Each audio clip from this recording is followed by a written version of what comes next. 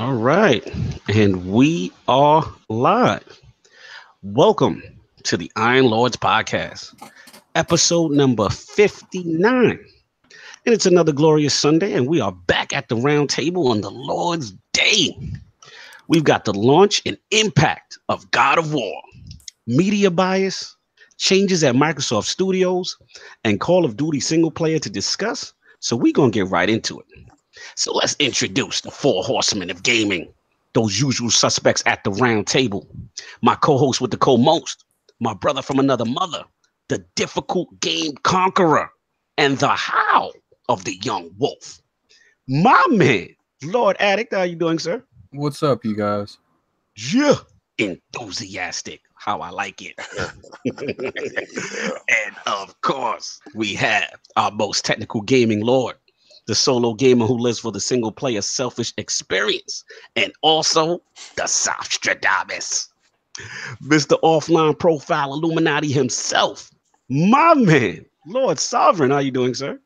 Doing good, man. What's up, guys? I'm on that crack, that God of War crack. On that game that shall not be named. Yeah, you guys have pulled me away from my crack. So you're on that dot piff, got that piff popping.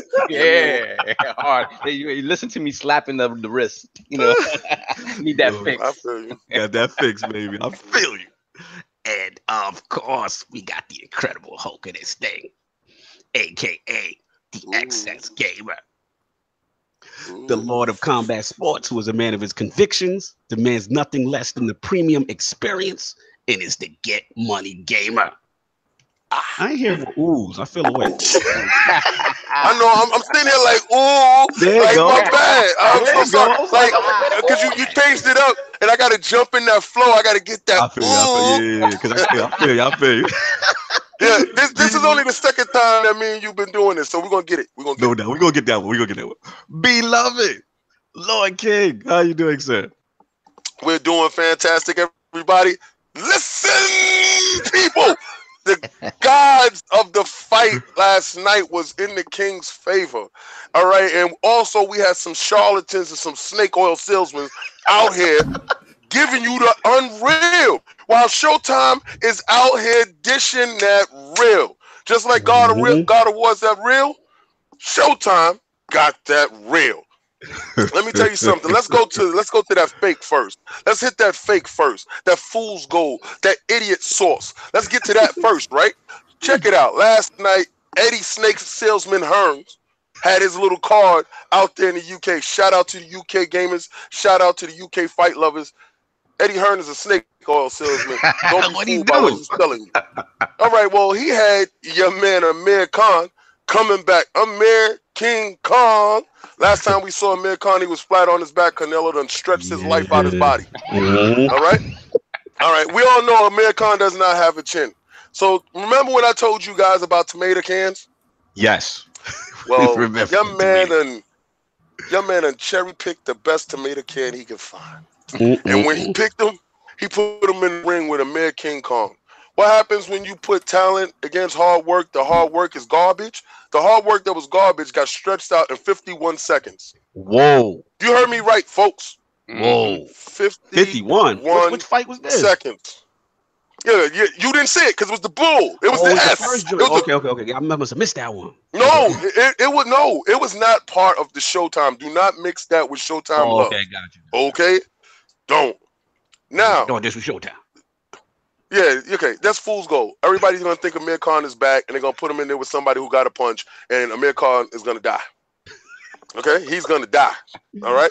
Now we had Carl Frampton against Donito Donaire. Let me tell you something, people. You're gonna have this is gonna be the theme of the evening. It's hard work versus talent. All right. Donaire has supreme talent. His talent, ridiculous. In his heyday, you have Carl Frampton, who was a hard work. He would outwork you. So exactly what happened was he got outworked.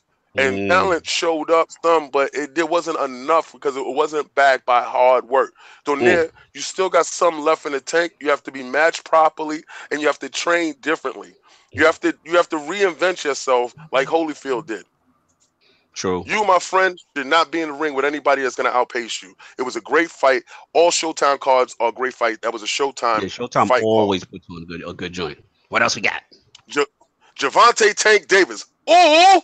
Shout out to Tank Davis for getting focused. Young man, you're 21 years old. You got everything going for you right now. Your accuracy, your boxing technique, that half uppercut that he was throwing, he kept hitting. He hit him in his body with a half uppercut that made his leg say, "Not tonight. I don't have it tonight. Tonight, I know you want to do this, but I do not have it." All right. So that's when you mix talent with work ethic and you get the result. He knocked him out in the third round. Morte. De Morte. All right. Check this out. Now you had my man Jamal Charlo. All right. Now this is when I tuned in. This is when I tuned. This is Showtime. This is when I turned my TV on. Yes. I tell everybody about this beast, this savage, this monster of a man. He's a twin.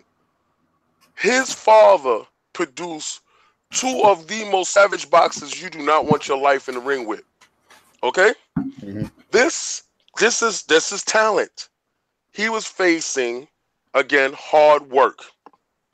Hard work tried. Hard work brought his lunch pail, and he thought tonight would be his night.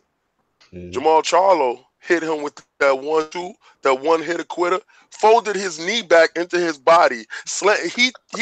Everybody thought he was dead, folks. I'm so sorry, but everybody thought it was over. When I turned my TV on, literally, y'all told me Showtime was on, and I saw a man that looked like he got shot down by a sniper. So I asked, whose man's is that? And why is he sprawled underneath the rope as soon as I turned the channel to Showtime? The best knockout you're going to see so far this first half of the year. And then we're going to get to Adrian Broner, the highlight of the card, versus Jesse Vargas. Mm-hmm. Jesse Vargas is hard work, folks. Jesse Vargas is a Mexican-American guy who works very hard at his craft. Yeah. Adrian Broner is a very highly talented Black American. Mm-hmm. These two Americans were in the ring. Brash, trash talking, and they weren't producing what you expected. The reason why they weren't producing what you expected is because one was a just enough dude. All right, now we call them just enough ninjas, if you understand what I'm saying. He's happy with just enough. He tries to fool you because he has talent, and he doesn't work hard enough because he doesn't want to risk. Without risk, there's no reward, Adrian. Without blood, sweat, and tears, and willing to put your body into that fire and die for what you're talking about. Because you got a big mouth, Adrian. Your mouth is so big, but your skill set doesn't back it up. You're not Floyd, so stop shoulder rolling. Fight. Talk about. Put those hands together and let them hands go. You thought by changing trainers that something different was going to happen, but you had the same exact result, and you heard the same exact thing coming from the corner. So it's not those people that's behind you. It is you, my friend. Good point. And it's fun. I'm glad you said that, King, not to cut you, because I loved what the corner was saying to him every round. They were being real with him. He's in his own head about how great he think he is as opposed to what he actually produces. But continue. I'm sorry. Yeah, no. We was talking about it yesterday. You were part of the conversation going back and forth, and you saw it. What he tried to do was fool you. When he heard that bell, we call them 10-second suckers. All right? when I used to fight, you got 10-second suckers, and they hear that bell, and they know in 10 seconds their butt will be saved because they'll be able to go sit down in the corner. Yep. So they throw the hardest. 10 seconds. Bell ring. That's the most action. And then when the fight, when the bell starts again, they come out the first middle of the round and they don't give you exactly what they just left you with. Exactly. So they fool you into thinking that it's going to be something else. I scored it a draw as well. I had Jesse Vargas with his great talent, with his great hard work, winning the first 6 rounds. Yeah. But then talent showed up in Adrian Broner. If Adrian Broner would have worked harder in the beginning of the fight, exactly. Yeah, it would have closed. It's exactly what you said. And that's my problem with him. Like, he's so talented, but it's just like like you said, King, he just doesn't work hard. And if he came on late, and it's like if you'd have put this same energy in the first 6, it would have been a no doubter. Like, I know why he doesn't do it, because the first 6 rounds, that person is very dangerous and they're viable. He's afraid. Yeah. He has a heart of a mustard seed. He's not a true fighter. Adrian, you are an undercard fighter, and I'm tired of you. I'm tired of looking for you to show up. I'm tired of you boasting. At the end of the fight, you were highly disrespectful. Yeah. You were rude. Yeah. You wasn't a sportsman. Facts. You, my friend, are what the worst of all of us ninjas. You are the worst that we have to offer. You are not a pay-per-view fighter. You will never be Floyd. Floyd, no matter what he said, he always conducted himself as a sportsman and a businessman. Was never disrespectful, unless when he went at one dude and he apologized about it because he was highly upset because he gave his all in the ring. You do not give your all, sir. You are not Floyd. You need to go away. You are an undercard fighter. I do not want to see you headlining anything. Anything that you're a part of, I don't want to be a part of. And UFC, let's get that Cognito. Let's get into it. Yeah, I'll actually start off with Sav. What have you seen for UFC? For UFC, like honestly, I focused on. I saw a lot of the undercards, but as I said to you guys before we started, I was playing God of War, had UFC and boxing off to the side. So I'm watching it, but it's all muted. When I'm paying attention to the stuff on the side, I'm like, all right, I'm checking out these fights. So I paid attention really to Edgar versus Cub Swanson and Barbosa versus Lee. The two main fights on the cards. That's what I really paid attention to. So what was your assessment of both? Well, Edgar, Edgar after losing to Brian Ortega, a guy who just his physical attributes just kind of overtook Edgar. The guy's young, the guy's talented, the guy's strong. He's just physically too much for Frankie Edgar. But Cub Swanson is a guy that Frankie tapped out before. So and Cub is a great fighter. Cub is a great fighter. Great fighters. Absolutely. But it goes to show you that Frankie, despite being in the game for a long time, can still perform at that high level. His movement, his boxing, his takedowns, his defense, all around skill in the octagon shows, and it showed against Cub Swanson. Cub is the type of guy who's going to stand. He's gonna throw punches with you. He's not really big about being on the floor, although he is a pretty good jiu-jitsu practitioner and a wrestler. But I mean, again, Frankie just did what he needed to do to beat Cub Swanson. And he, the thing is, he's a smart fighter. He's at the point in his life he can't go toe to toe with these guys. He can't. Exactly. And generally, everybody's bigger than him. Even guys that are kind of. It looked good though. That's a testament to Frankie, to be honest, because to me, I always feel he's always undersized in every fight.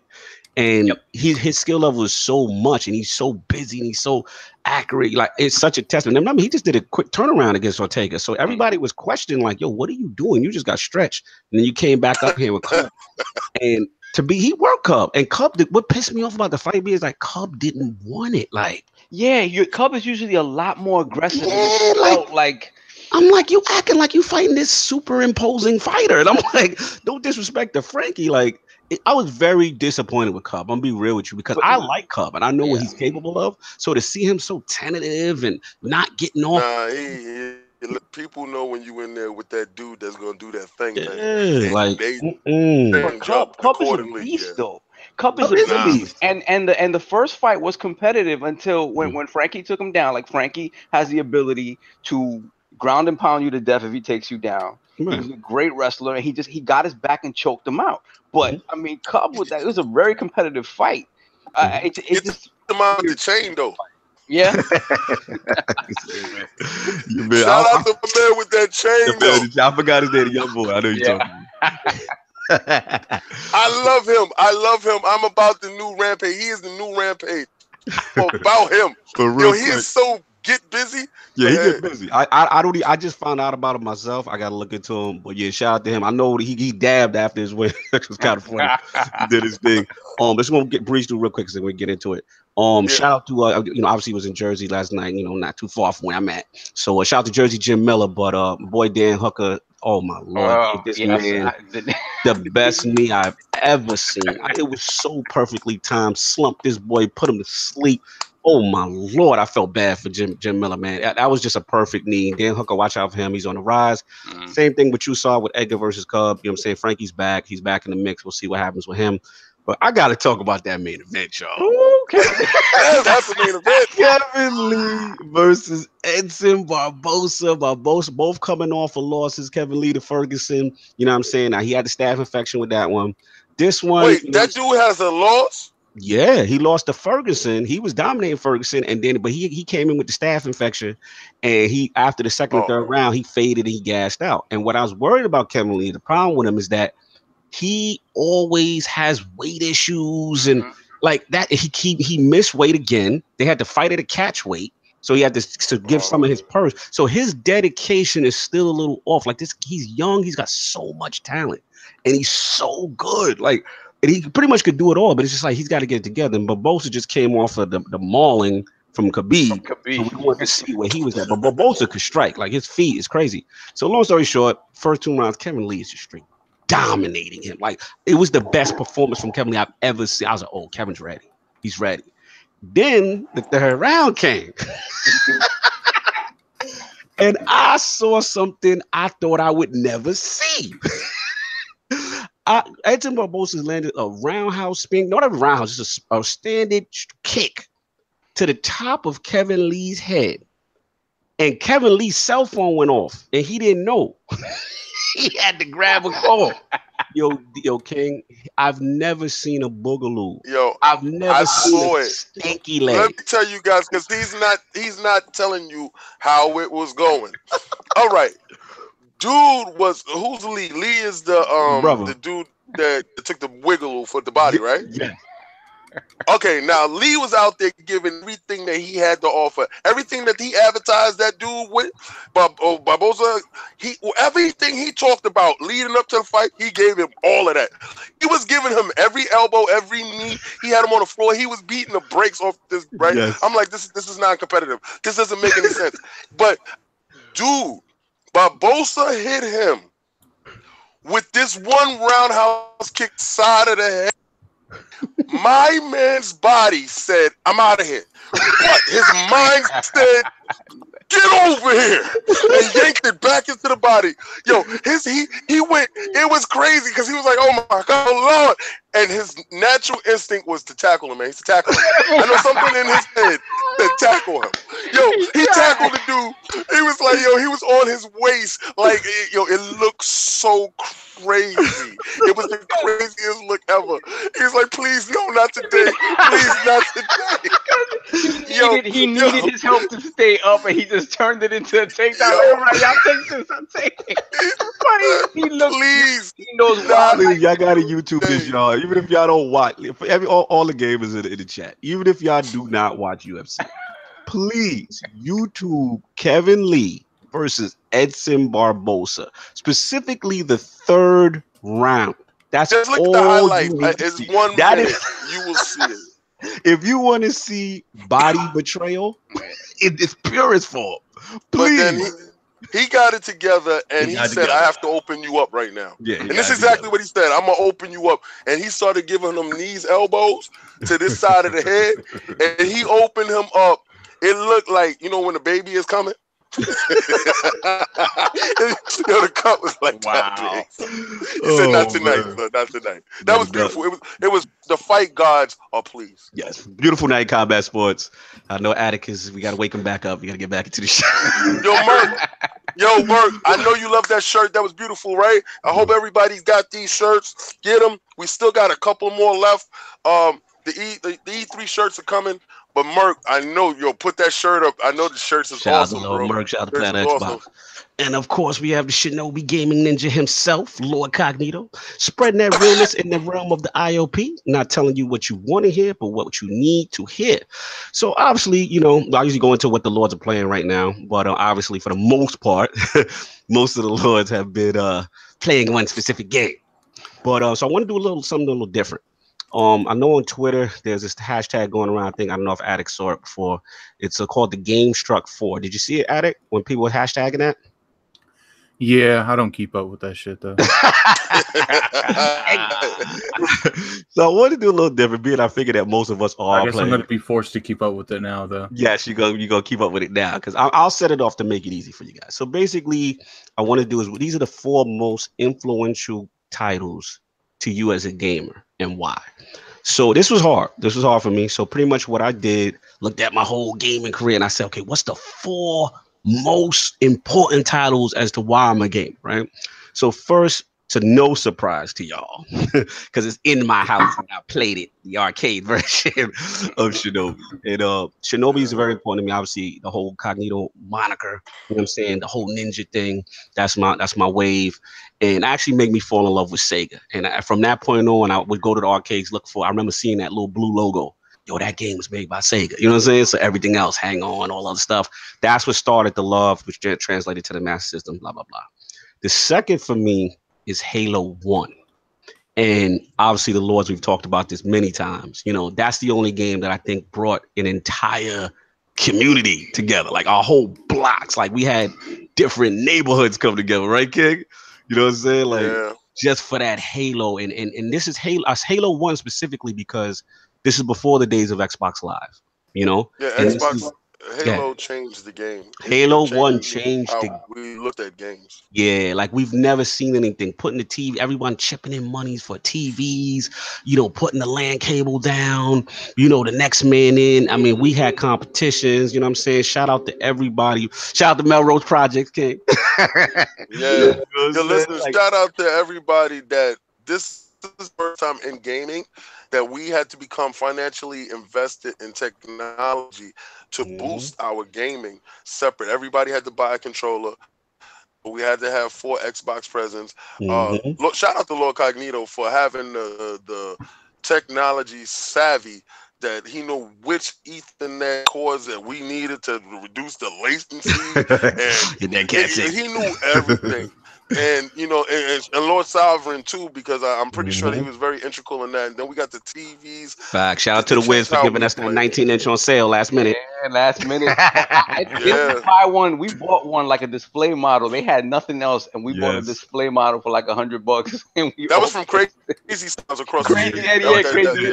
Crazy Sounds. So Halo's definitely there for obvious reasons. You know what I'm saying? And the multiplayer changed the game. Just remember the fun times. Remember Mr. Howe, Hang 'em High, and all those fun maps and Blood Gulch, and just hours upon hours of gaming. So Halo's always gonna have a place in my heart. The third one for me, it was hard because I knew Tekken had to be in there, but which one? It had to be Tekken 3 because I felt that was the pinnacle of the series. Not that the series fell off, but it's just like that's when it really became mainstream. My Harang character came out, fell in love with that. That's when I used to be in my prime. I was on my Bruce Lee joint. Bruce used to come, challenge me, tap their foot. Let's get it. You know what I'm saying? That's the days he was out of control with that crap. Hey, my problem, you know, my old love, but my problem, I was serious. You know what I'm saying? And like that's the day Solve knows, King knows, where we used to do the Iron Man challenges. You know what I'm saying? The 10 straight. And you fought that man until one of you had a 10 fight win difference. Do you know how hard that is? The mental toughness. Like that's how Lords were forged, right? Shout out to Lolas. Shout out to Lolas and Shizu. Bamboozling you. You know what I'm saying? The only man ever take my title 1 year. You know what I'm saying? That I had to come right back and get him. Shout out to King. Yo, it was one match, and I'm not gonna front. The rest of the Lords went downstairs while me and Lord Lolas decided to go upstairs and get our 10 in. And I played a mind game with him because Lolas technically was better than me. All right, but my mind game with him, he was ready for me to. Yeah, he thought I would go in there and I would talk trash to him to amp him to give him the fuel to attack me. But what I did was I reversed it. I was like, good one. That was a good rep match right there. And then we kept going. I was like, good. And I was talking nice to him. So I disarmed him to the point his aggression wasn't there. But my aggression was still high because I was still remembering the crap that he was talking. And I beat the brakes off of him. Right? It was like 8-2. Yes. I beat the brakes off him. The second that last match went down, I got up and I yelled, "You dumb MF!" And the heart broken because he thought we was bonding at that time. He was heartbroken. He looked up at me like, "King, no, King, no." And I ran downstairs and I proceeded to tell everybody how I dismantled him. And this man looked like he was in tears. He was like, "Lord Cognito, it wasn't like that. It was all love. We were friends." what you guys failing to mention is that between Lolas and King, there were always extra side bets. Yes. Depending on who won. And So, both of them also, to give context, both of them had the greatest ish talking I've ever seen. Like, they would get the crowd so amped and laugh so hard off of everything they would do. Next to King, Lolas was that dude as far as just talking and being funny. You know what I'm saying? So that's a dude you don't want to lose to. You know what I'm saying? Those two, you can't lose to these two. Nope. You'll never hear the end of it. But shout out to King. That was one of his greatest Iron Man 10 streak victories. The Lolas joint, you know what I'm saying? That was classic. Shout out to Kai Box. That was beautiful. Shout out to Demon Carousel and all that. And the last one for me, and I really had to think about it. People are gonna be like, oh, I'm not surprised with this one, but it's got to be Destiny 1. It's got to be, because at the end of the day, I met so many people through that game. And then raiding, you know what I'm saying? Lord King, Lord Sinister, Lord Addict, you know what I'm saying? Like, Destiny brought us all together. Let's be honest, Destiny is the reason why we started this podcast. You know what I'm saying? So at the end of the day, I can't discount. Shout out to Bontis. I mean, I remember going to Guardian Kinds, meeting all these people, Fall Out Plays, Holtzman, you know what I'm saying? The list goes on and on and on. And as flawed as Destiny 1 was, and how it got better, and then like obviously the pinnacle moment was like Taken King. When you say Addict, like that was like the pinnacle. You know what I'm saying? Yeah, that was the height of Destiny. And just like Addict just hitting me up and just saying, "Yo, Cog, man, let's do this hard raid." I'm like, I don't know, man. If I'm not doing it, if you ain't doing it, and King ain't doing it, so I met Lord Frodo. Like, Lord Frodo knows. Like, I refused to do the hard Taken King raid. It was such a chore. You know, it's funny. I hated it back then, and now I miss it. And it's just like, I remember we completed it, and it was Addict in the party, all this in the party. And it was like, I said, yo, we know we brothers for life now.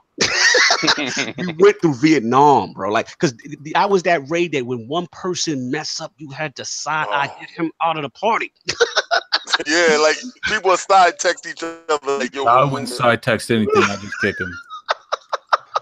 Yo, that's how I met Lord Addict. I met Lord Addict through that. And just even to Destiny 2 and Lord Addict running the dogs and stuff, like, it's so many memories. And regardless to, like I said, what's going on in Destiny right now, and hopefully it turns it around, I can't take away from that impact it had on me as a gamer. So that's my 4.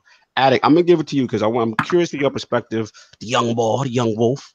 What's the 4 most important games to you as a gamer? Games like franchises or games like just you have to not games. Yeah, games for you. Yeah, the you. Even if who cares? Even if it's some in the corner joint, but for you, it impacted you. Probably Final Fantasy 7, 10, Woo! Legend of Zelda, Ocarina of Time, and I would have to say the original Fable. So wait, you said it was Zelda? What was the 3? I missed the other one. Final Fantasy 7. Final Fantasy 7 classic. And 10. Oh, 7 and 10. Those are the most. 9's my favorite, but at the time, those are the most impactful. Oh, for you, no doubt. And what was the 4th one? Because you went so fast. Fable. Fable, yeah, you're a Fable guy. I should shout out to Planet Xbox. I like that logo. All right, LordsAtWar, you're up. 4 most impact. Your game struck 4. 4 is tough, man. But it's tough. This is tough. I would have to start with Double Dragon, right? Double Dragon. Yeah, like, again, I've always talked about like me playing in arcades with bad dudes, Cognito, bad dudes. The memories. I was so jealous when you got that for free with the Master System solve. I remember because I got my Master System early and you got it late, and they started doing some packing deal with Double Dragon. I was tight. Double Dragon before it was in the stores, man. Like that's what made me a Sega kid. That's I had a choice, and when I saw that, I was like, nah, I'm going with the Sega, and that was that. So I mean, all the times playing in the arcade with Cognito and the rest of my schoolmates, and then just having it in the house, being able to play with my brother, like Double Dragon's got to be one of them. Then Mario 64.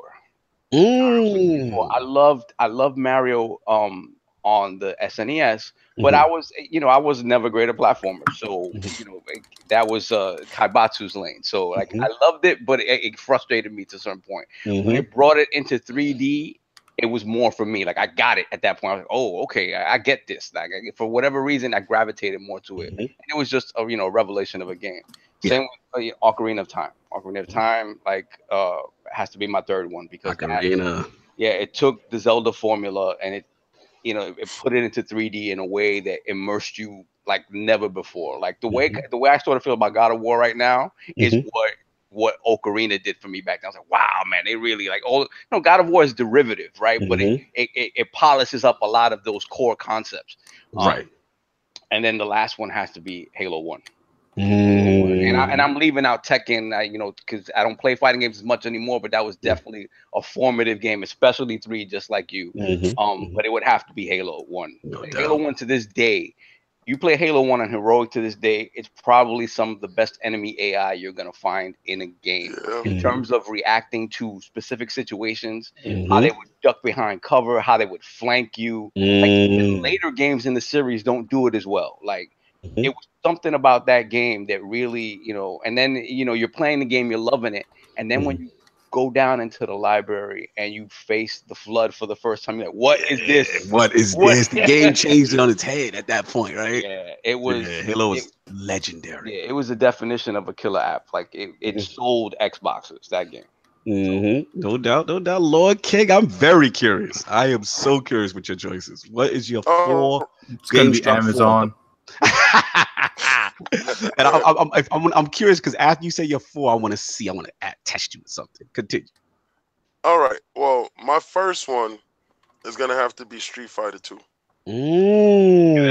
I played all the Street Fighters, and Street Fighter 2 is the only game that I purchased on every platform that I was able to purchase it on.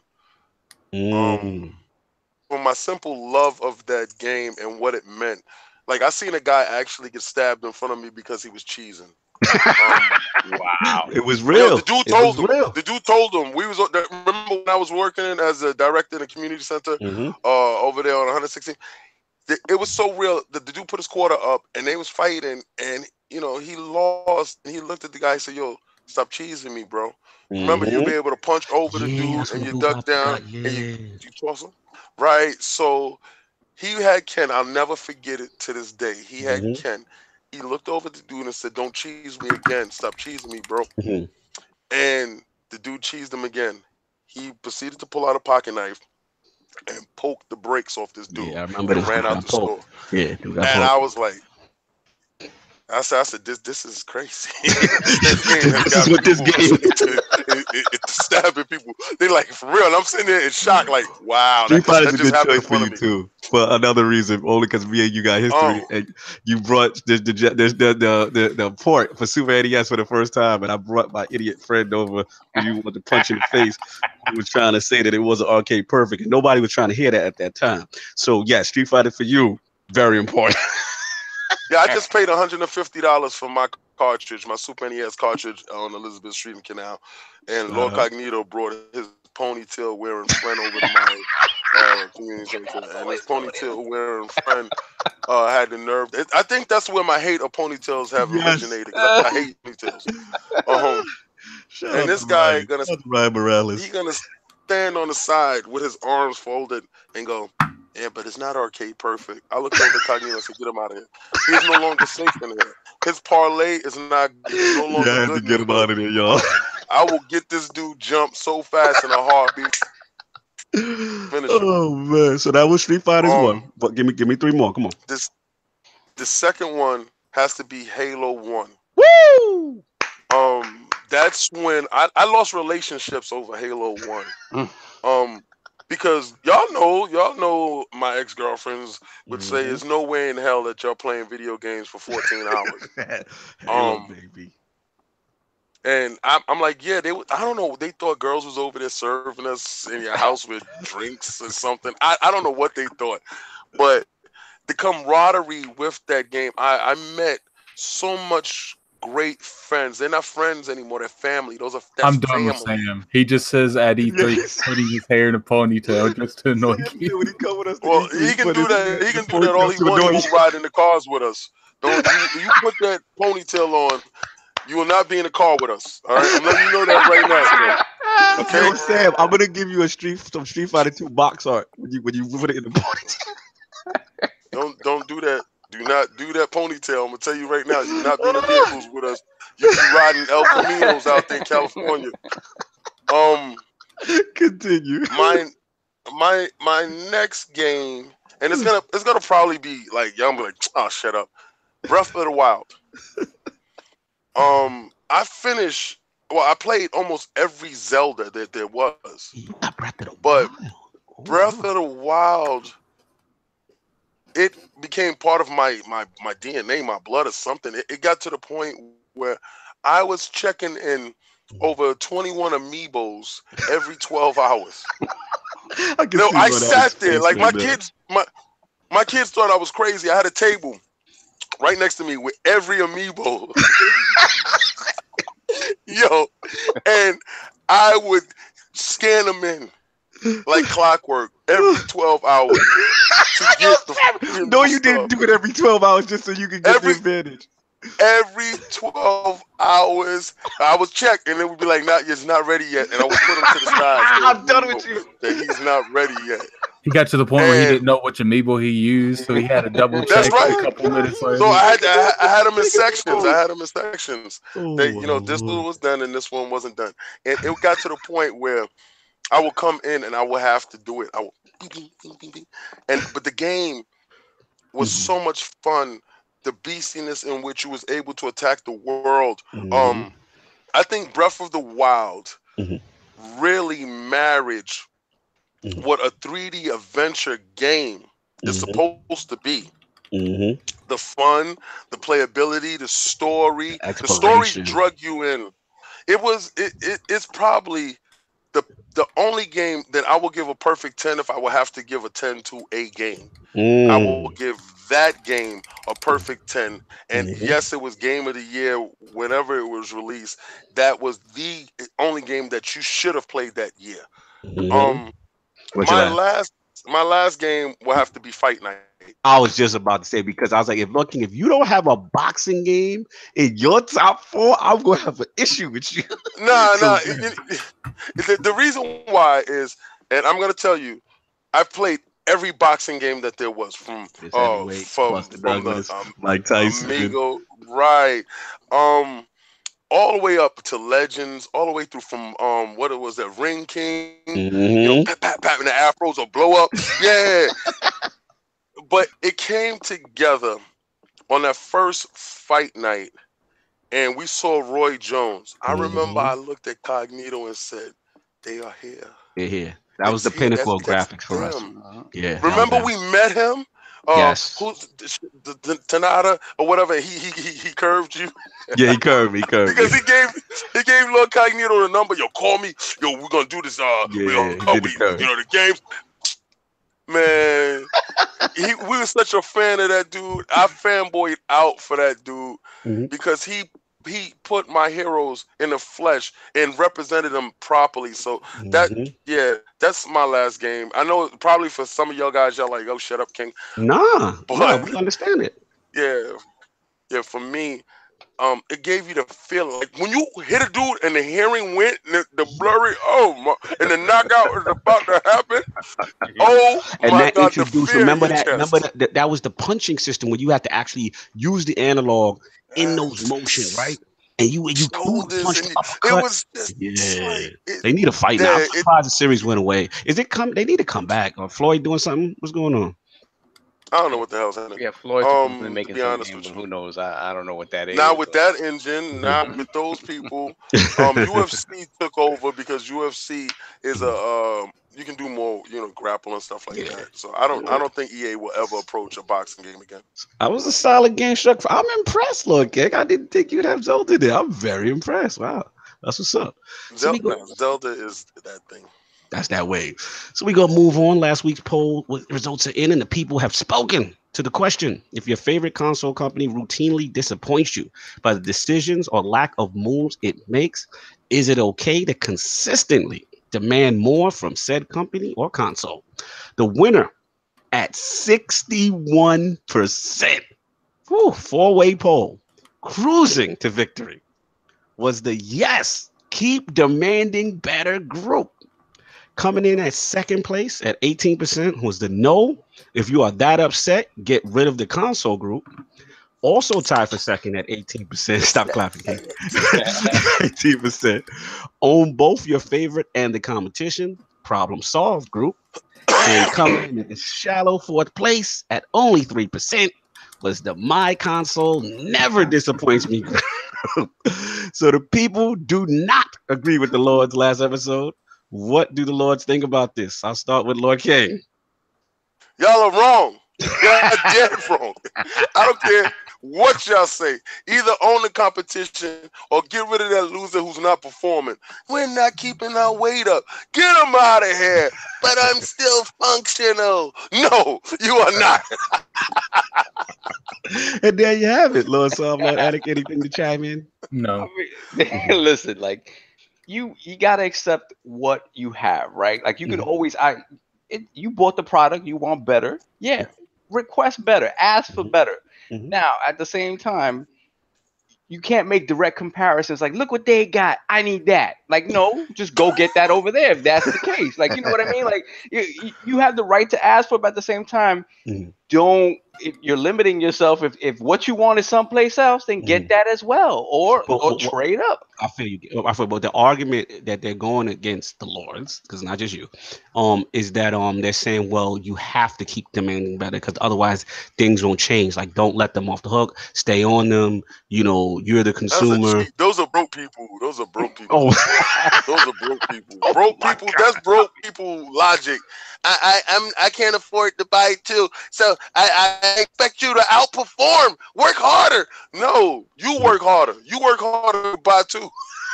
I'm done. So that's what we have on the poll. We got a new poll cooking up. It's gonna be interesting. Stay tuned.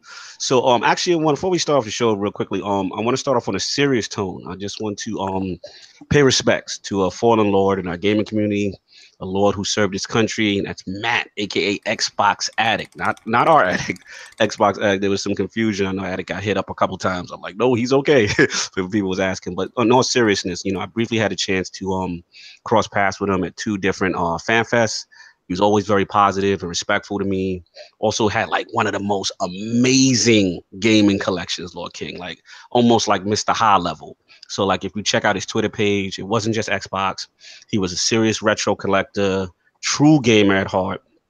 Definitely proud of the entire gaming community. Even Phil Spencer, all the Microsoft execs were changing their their avatars on Twitter to Gaming Addict, Xbox Addict, and as well as other console gamers from PlayStation or whatever. So it just shows the show. Put us aside the petty console war differences, not nonsense. He honored Lord Matt, you know what I'm saying, and with the avatars, and just shows how much he was loved and missed. So I know there's a GoFundMe up for the family and the wife, and he left some really beautiful children behind. A link is in the description. So IronLordSalute to him, and like I said, please rest in peace. Yep. And we will miss you, bro. And like I said, we just want to pay our respects as a fellow Lord. So that's what we got. And we're going to get into the show now. So what we are all here for. Hit those like. Hit them like. The launch of the masterpiece on 4/20. The Nintendo Labo was released. You know what? It's poetic that it was released on 4/20 because a lot of you guys are high. We gotta have that great Nintendo Labo discussion right now. You ready, Saul? No, let me stop. Lord Addict, you ready? I'm not even engaging in that conversation. And all jokes aside. B-Buddy, what up? God of War talk, y'all. So we want to break this thing down. Obviously the Lords have played it all. Most of the Lords have played it. We're all in different stages. I'm assuming King is at the beginning. I'm like right after him. Then I believe Sovereign is further along, and then Lord Addict has actually finished it. The difficult game. You know what I'm saying? The savage that he is. I'm impressed and disgusted at the same time. Yeah, I'm disgusted. He reminds me of Kaibatsu in so much. Yeah, but I told you, those two dudes are the you same can't let person. them hold of a new game, man. Yeah, they're savages. So first, we're going to get down with the honest, non-spoilery impressions that we can give so far. Then the second part, we're going to talk about the media and the media bias aspects of what's going on. If there's media bias aspects of what's going on, we'll get into that. But let's just start now with our honest impressions. So let's start from the beginning. You know what I'm saying? actually, no. Let's do it this way. Because King, let's start with Addict. Addict, you have seen, you've done it all. What is your honest impressions, non-spoilery, of God of War? It's a good game. I think it's the best game that's came out on the PlayStation platform this gen. Okay. By far. Okay. So again, now as far as what prior to God of War on PlayStation, what had the title personally for you? Bloodborne.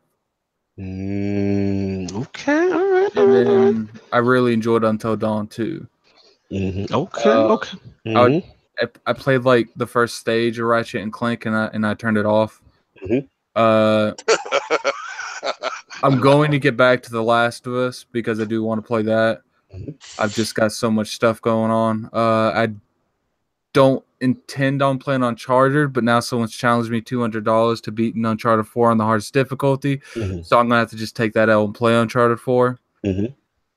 That's pretty much about all. My question to you is, what makes it the best in your opinion? What are the key factors for you that's like, yo, this is why, y'all, like, this is why God of War is that way? When it comes to, hold on, let me take out this other earphone. Sorry, I was playing God of War while I was. Yo, I heard the buttons mashing. I was like, wait, somebody's playing. No, I'm fighting the Valkyrie looking things, and I started I started when you guys started the whole combat sports. Yeah, I already know. I literally did like an entire temple in that 20 minutes and your mouth about that. But when it comes to everyone in this chat, you see me on Planet Xbox, you see me on ILP. From the start, I've said I don't feel this new God of War. Right, you were against it. And it's just the way that, the camera angle, because I felt like it was going to Last of Us it. And let's be real here, they did Last of Us this game. They put it in the hardcore story orientated. There's no, there is a reason that he has a kid now, is because they went around that kind of, having another player, well, not necessarily a player, but an AI that's around that you can build some kind of core relationship with. They've done this for the past couple games now. Uncharted, to my understanding, you have someone with you at almost all times. So they did that on this, and first off, I didn't like the kid. When I was seeing him, I was like, this kid is annoying. He's going to be very frustrating. I'm not trying to have another Ashley moment from Resident Evil 4. Played the game, is nothing like that. They have a good balance. I did feel like the game was that Kratos felt really clunky at the beginning of the game. It felt like a generic Souls game at the start. Okay. But after you unlock abilities and everything, it started balancing out, and you started feeling like Kratos.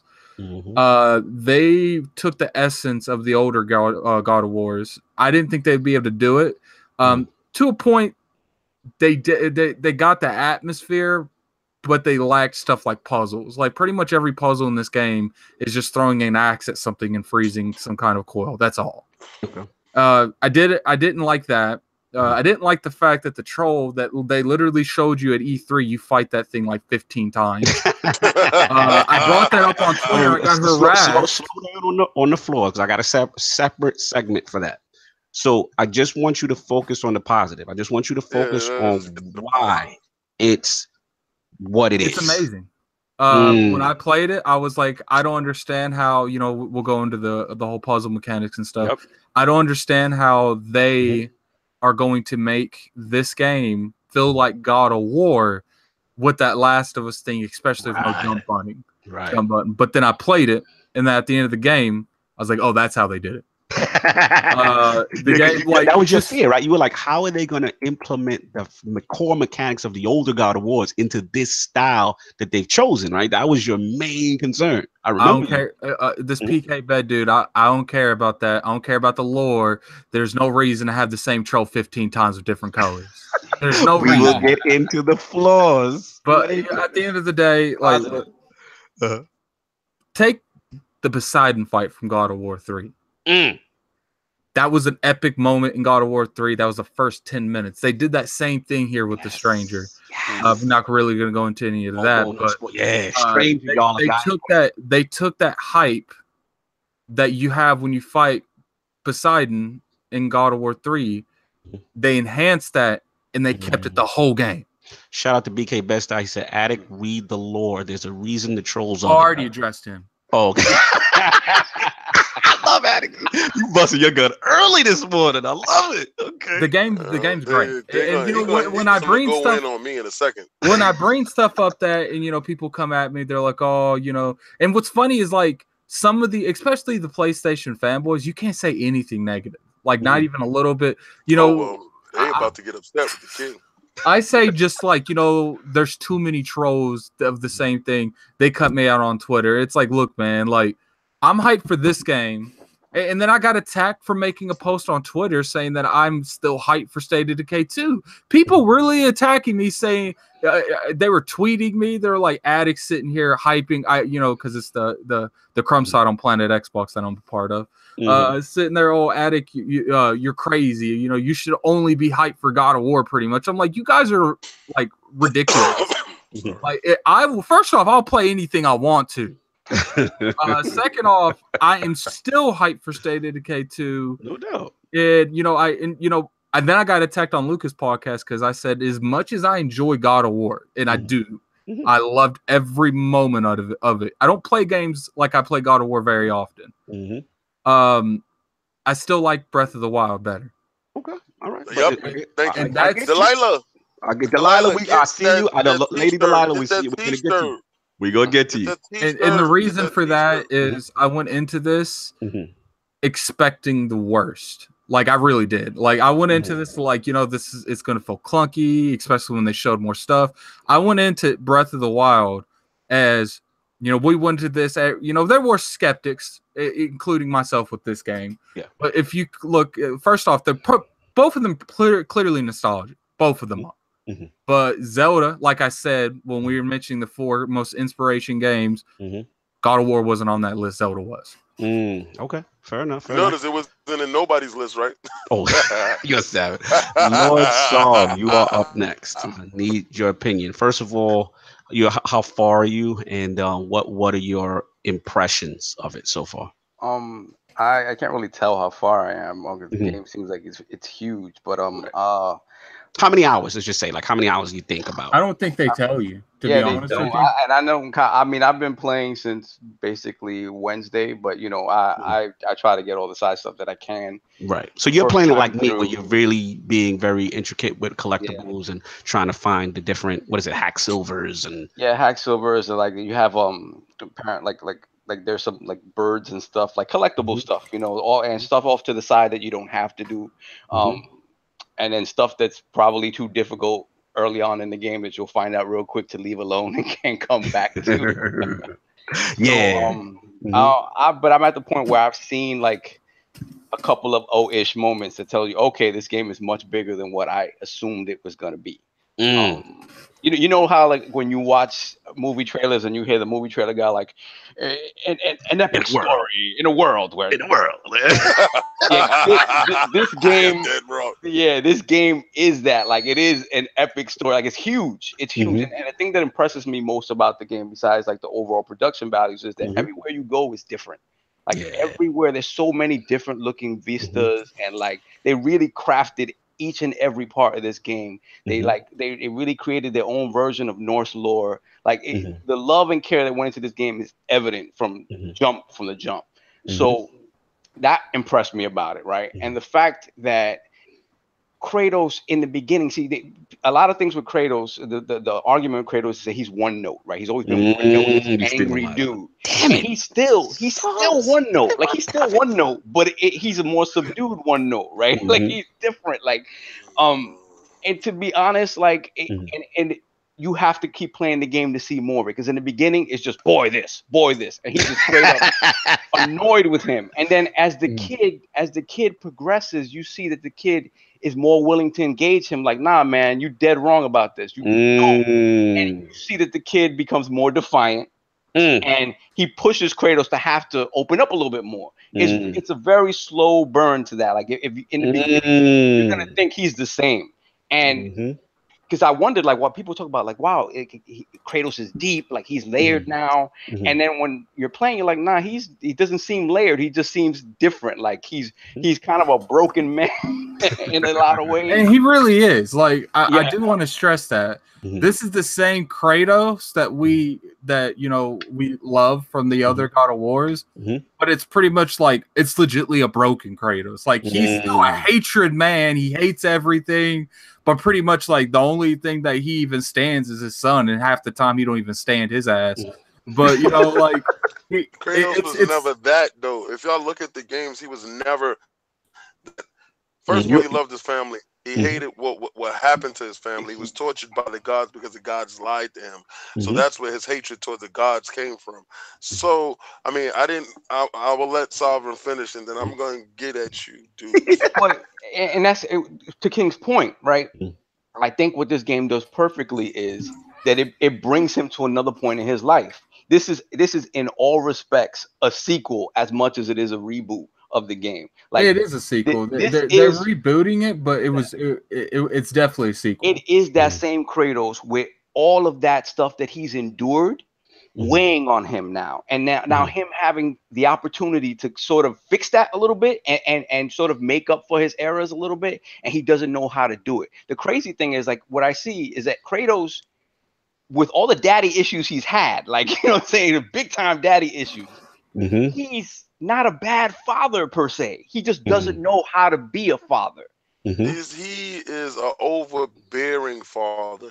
A lot of things that he was doing, I saw similarities in a lot of things that he does, because the expectations that he's trying to build a man, and he doesn't understand that you have to love to build a man. Exactly. The tender part is lost on him. Yeah, exactly. He doesn't. You look towards the wife to do that. Exactly. But you know, and then you gotta look at the end of the day. Like we might be in a different region, but he was still raised as a Spartan. Like they weren't raised like that. They were not. Yeah, they didn't. They put kids to the fire. If a kid had a deformity or anything, they would literally kill them. Like any kind of deformity at all. They kill kids. Listen, don't think Spartans are nice people. They kill kids. Okay? So the fact that he wanted to put his hand on a little kid, it was like, no love. You get out there, you tackle that dude, took his ball away. Yeah, listen. Get to it. I just let Lord Salvin finish, and I'm gonna get to it. No, I mean, he's still in it, and I don't want to overstep him. Did you just Kanye West him? No, he did. He did. What's the name? Continue, So I mean, for me, the game it just does it from combat to the setting to just basically the production values, the stories opening up more and more. I've seen people say that the writing is better than Last of Us. I don't know. I haven't gotten there yet. I would say not. I wouldn't go that far. I wouldn't go there. Shut up. Yo, this hyperbole, people. I would just say this. It improves. It's just such a complete product. Like it's hard to find. There's faults with it. Don't question. It's not a perfect game by any means. Right. But to bring Kratos back in this way and to make him relevant today, and to give him, to force you to have to be with him the whole time, right? No cinematics, no nothing, just straight up on Kratos, and to make you want to be there is a special thing. It's a special game through and through. We don't get games like this very often with this attention to detail. We just at the end of the day, we're about to let King go. At the end of the day, I don't want, I hate when people use the word perfect. First off, this game's not a 10 out of 10 by any means. The chat is disagreeing. They like 10 and 10. The finest going at you. I don't care what the chat. Delilah's with you though. It's an amazing game. Delilah has common sense. It's a masterpiece. Again, 10 out of 10. That's a subjective thing, but I find it. That's up to you. That's right. You as a gamer. Yeah. Okay. But what I want to point out, what they did, I don't want to point out any kind of negative things they did there, because there's a few. Right. I want to point out that this is how you successfully bring an old franchise into the new age. Okay, Lord King. You are up. All right, so what we doing here? We doing the positives only right now because Right now, we're just gonna do my segment gonna be very short. Okay. We'll do the positives. You know what impressed you, And give my overall impressions. Yeah, right? your overall impressions. All right, so let me start off by saying that my time allocated to such game was in all that crazy. The game came out. I could have got it the day before at 9 p.m. like everybody else, but I work at night and I really didn't care to get up and get it like that. I waited till they opened in the morning and I picked up the game. And when I picked up the game, I went and I threw it inside my system. And again, PlayStation with the slow loading crap, I had to wait for that, right? So I put it in and I was just like, all right, you load up. And I got on PUBG with Death. And me and Death was just like going at it, and we had such a good time. And then I met like 10 other people and started this whole new aggressive clique in PUBG. Them remembered that, God of War loaded in. Let me start playing that. God. Oh my God! Tell you that I was like, yo, get to the part where you threw on God of War, please. Listen, so Death was like, yo, go have fun. I'm like, all right, cool. So I ran over there, and he didn't want to do this. No, I really didn't. So I turned on my PlayStation, and then I went to play, and my battery was low. Now, mind you, I charged this controller. I said, man, I got to sit here and let this controller charge. Well, give me some more PUBG time. So I put the controller to charge, and I went and played PUBG. Are we ever going to get to when you actually... Yeah, we're going to get to it, but I got to give you my joy. I got to give you my joy, right? So I feel like the conversation up to it's going to be longer than the actual conversation about it. Yeah, you told me to give you the good part, right? I'm giving it to you. So PUBG is better than God of War. We got that. I went to sleep. And then I got up and I said, let me play this God of War. Get it. So this is like 5 hours later. We want to be fair. Like it's a whole next day later. Wow. So now we got to the part where we threw it on. Yeah, I threw it on, and I'm like, ooh, look nice. Ooh. Graphics. Yeah, I seen this in Zero Horizon Dawn. All right. I'm waiting for this new graphic kick in the door and attack me, right? So I was like, okay. I like the atmosphere. Looks nice. The detail on Kratos looks nice. I said, ooh, he's throwing the axe. He got Ybarra, because that's Thor's axe. If y'all don't know, Thor has an axe that does that. All right. And then the bull thing, and it became very evident early. As soon as I picked up the controller, this wasn't God of War. It became very evident, but we're talking about positives.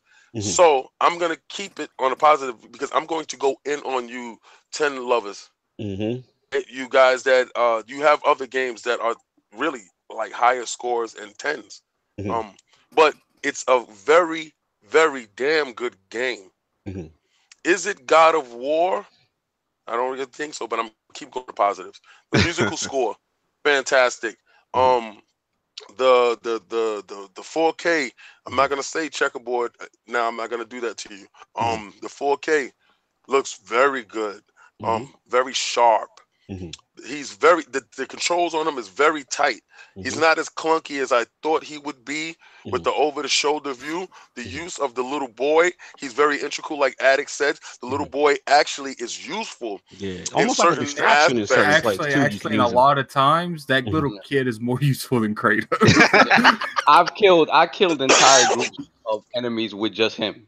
Wow, he's really kind of busted because he has as many arrows as you want, and once you level him up, he's a beast. That was my thought in that, because I noticed that he had 3 arrows in his quiver, but he never stopped unloading. But again, we'll talk about the positives, right?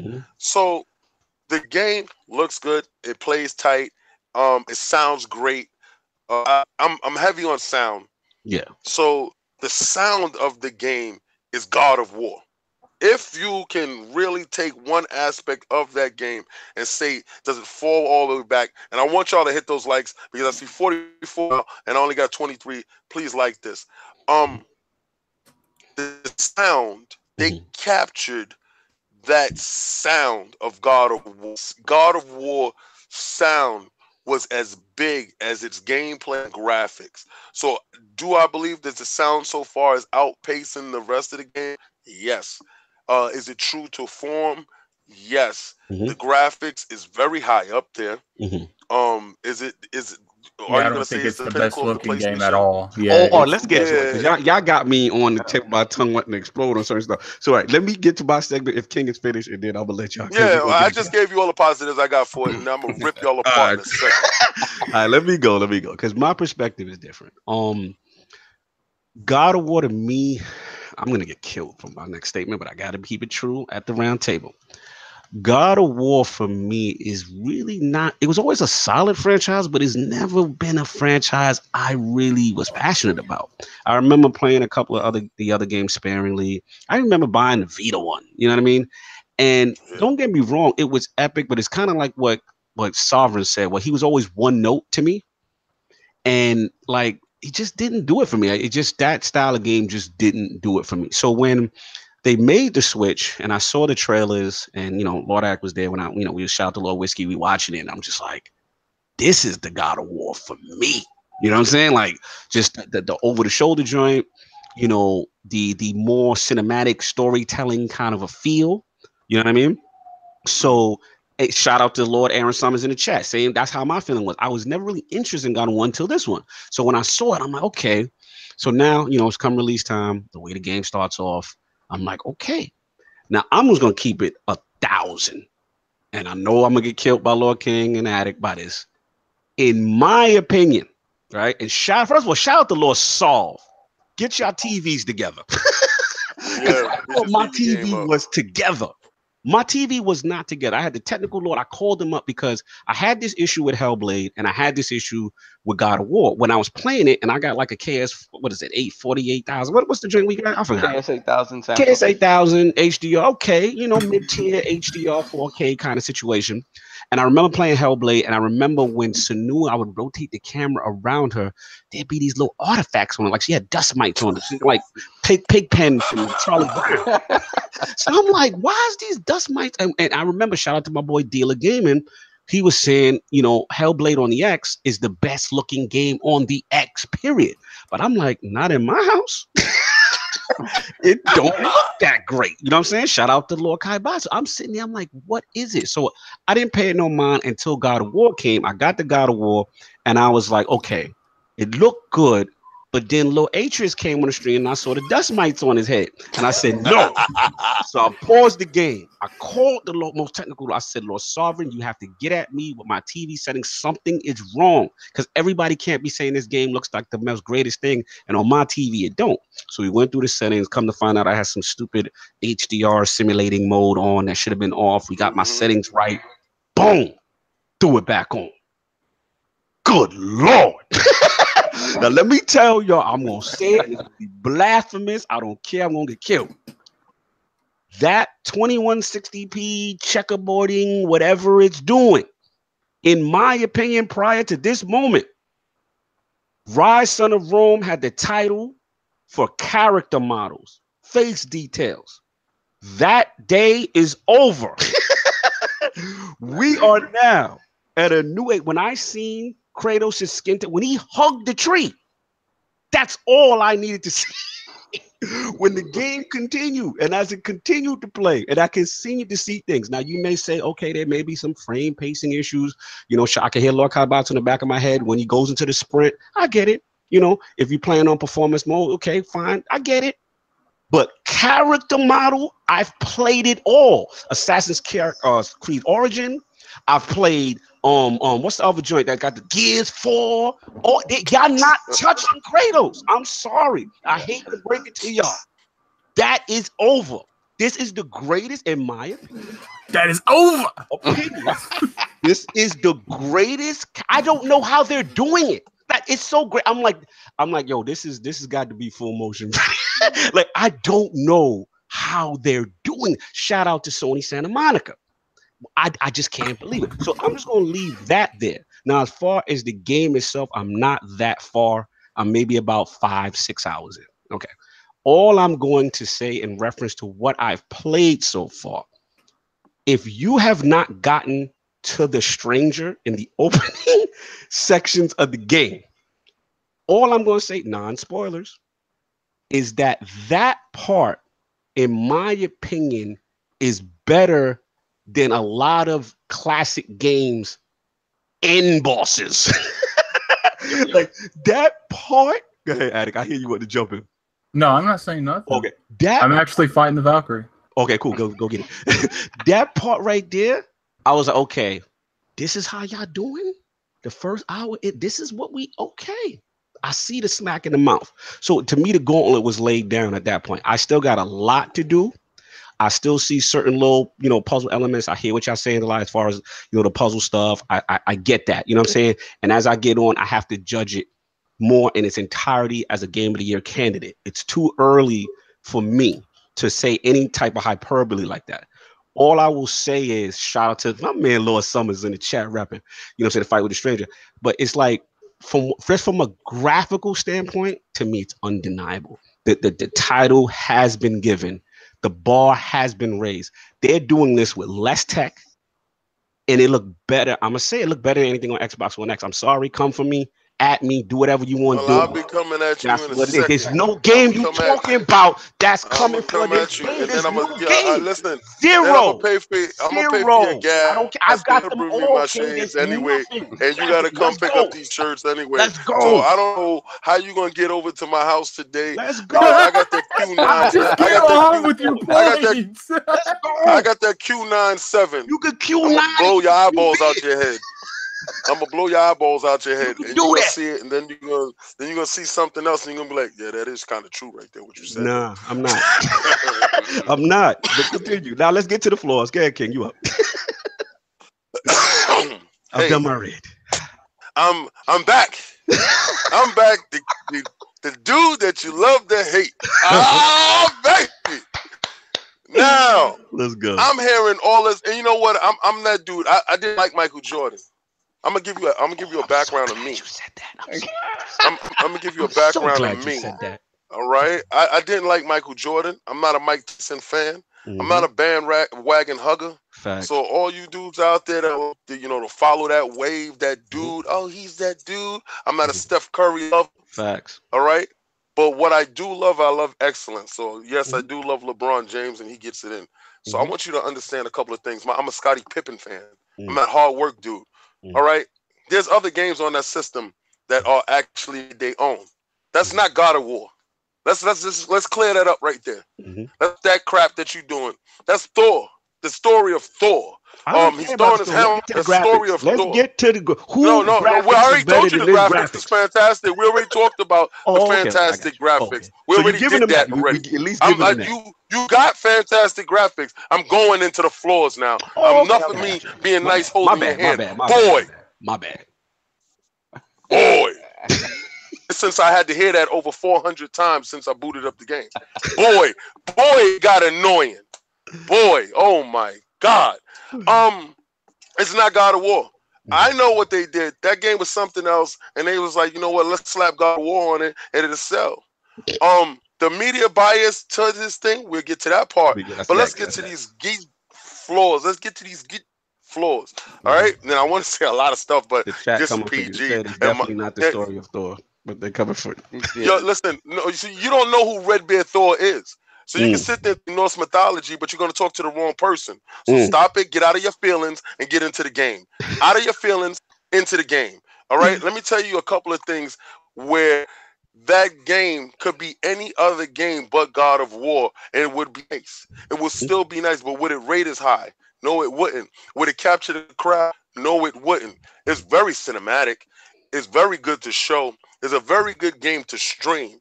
See, what they're doing now is they're going to games where it presents well. That game presents the best on your system. I swear, it's no lie. It presents better than Zero Horizon Dawn. And Zero Horizon Dawn, to me, looks better than that. And I'm going to get funky with you because it's open world from the jizz. I can see a mountain over there, and I can go there. Where that mountain I can do in God of War, where you go from chamber to chamber, room to room. It's hub world. All right, so yeah, I completely agree. Let's keep it 100% funky. You can use all your graphics all in one room. You're in one room. But the You're in one argument room could with be three said that, dudes. the argument could be said most that against dudes you- Rise to the Rome too, though. Let's be real. Let's be Yeah, fair. no, Rise. I'm not sitting there worrying about Rise. We ain't talking about Rise. We're talking about the 10s. We're talking Okay, about no this doubt. game that hits Fair rocking 10s. Fair enough. Rise didn't get 10s coming out, but Rise should have got 10s coming out. But we're going to talk about this game that's rocking these numbers. These numbers these are bamboozled numbers. This is fool's gold. Listen, is it an 8.5? Yeah. Is it in some circles a 9? But for you, that person that's been waiting for this, it's a 10 for you. Now, you got fanboys that want to sit there and say, you don't have this game on your system. I have the game on my goddamn system because I got the system. I don't limit myself, so I'm not going to go with the hyperbole. I'm going to give you the 100% real. I just told you Breath of the Wild on an inferior system is a better game to me. Art-wise, it can't hold a candle to that game. All right? It cannot hold a candle to it. Graphical, not at all. But engagement-wise, you haven't seen. You haven't seen a lot, though. Can you? You haven't. No, I haven't. No, I haven't seen a lot. I'm telling you that God of War graphically destroys that game. Oh, I'm not telling you that Breath of the Wild. Art direction. I'm talking about the art direction stuff you're saying. Like I played. No. I know it's gonna look beautiful. I purposely. But I'm just talking about the world they crafted, not about how they look necessarily. I'm talking about just the world they crafted, like in terms of like the atmosphere. Right. Exactly. The atmosphere is beautiful. I'm loving the atmosphere. I'm loving the game so far, but the hyperbole I'm not buying into because it's not God of War. I played every last God of War. I played every last God of War from beginning to end. I'd have to cut you. He said God of War right now is a solid 8.5. He's 3 hours in, and he said it hasn't grabbed him like Horizon Zero Dawn did. Wow, this is interesting. Thank you. The beginning is definitely a slow burn. Definitely a slow burn. It's a sleep burn. I went to sleep. It's a sleep burn. I fell asleep with the controller in my hand. And I'm going to keep it funky with you guys. Did you get to the stranger? No, I didn't get. He didn't get to the stranger, so I really can't talk to him. I'm going to get to the stranger, and I'm going to play the game. Okay, I'm going to finish the game. I'm just letting you know that does the game have, it's not God of War. It has flaws. It's a very, I swear I'm not taking nothing away from the PlayStation exclusive. And this is your moment. This is your moment. Stand up there and yell from the top, highest peak. You can do it. But I want you to do this, right? I want you to do this, you little PlayStation buggers. I want you to do this. I want you to do this.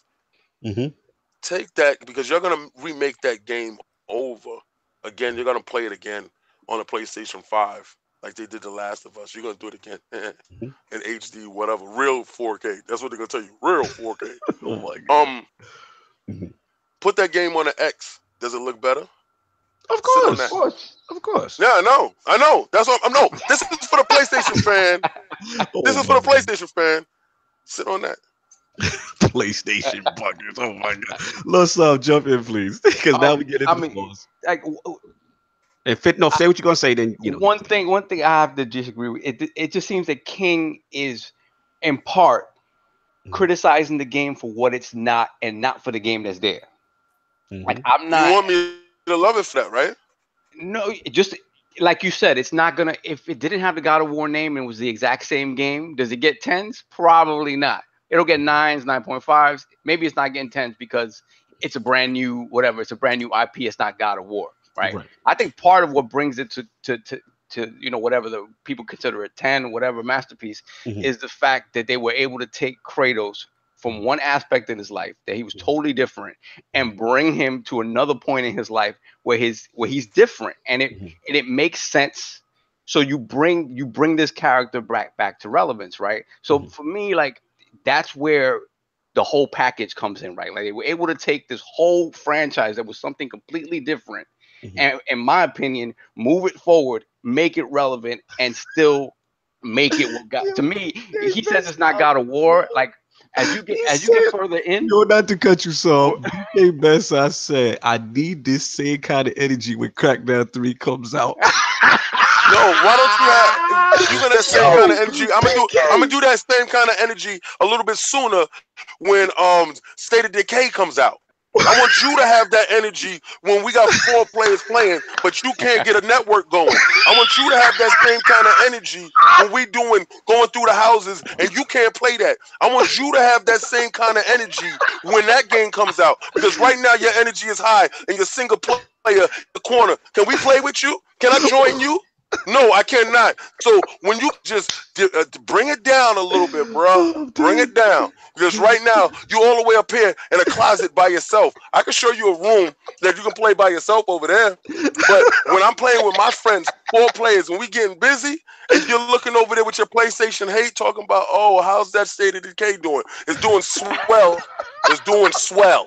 It's doing swell. Who is this? Oh, shout out, Rico, the channel. The chat is lit. Yo, shout out BK for starting a fire right now. Look, you guys. I want BK to keep that energy. Yo, BK, keep that energy when you playing alone in the corner. Boy.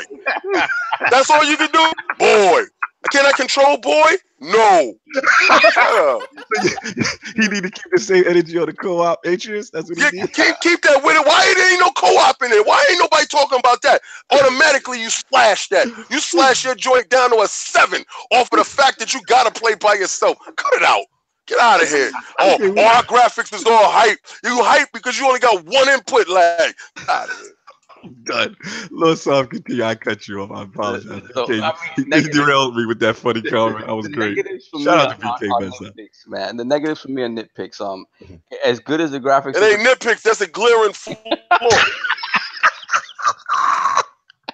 Continue, son. Hey, Cognito, you're gonna die. Like the water doesn't look great, and I don't understand why. Like the water, because they used all the textures on his back. They probably did, especially on this one thing I mentioned to Cognito, right? The game model, when you go into the menu, the model they use in the menu is more ridiculous than the in-game model. Yeah, model. Because there ain't nothing around there. Yo, y'all gotta stop being bamboozled and fooled by these guys. Yo, oh my God, I'm so sick and tired of this bamboozlement with this single player experience. Yo, you know what? Y'all Destiny raid room number 1. We gotta give it as the great, as far as character model, as far as from a single player. This is good. This right here, God of War, the closet. It's the pinnacle of graphics on that. But continue. Yeah, I mean, to me, look. I said the water thing is weird because it doesn't compare to the rest of the game in terms of looks. I agree with Addict with the trolls, because the trolls, I'm gonna be honest, like I cheesed a lot of so far. The ones that I faced, I just cheese them with Atreus and axe throws. Like there's no, unlike some other fights where there's when in doubt, throw the axe. Yeah, exactly. Chuck the axe. Chuck the axe. Tell him, Addict. Tell him. So that with the Hellblade hate. Continue. That to me, they could have been. Those fights could have been more in depth. Because there are other people you fight. And, you know, I will say one thing. There is a time in the game where you go and you think you're about to fight a big dude. You think you're about to do some crazy shit. You get there, it's a troll. You're not even feeling the fact with the lore wise is saying that's why they're supposed to be there. I don't care about anything. Like people sitting there, like people on Planet Xbox. Oh, you fought Minotaurs how many times in God of War? That's 15 years ago. Like, can we not evolve? Like they changed everything about God of War, but the amount of shit. The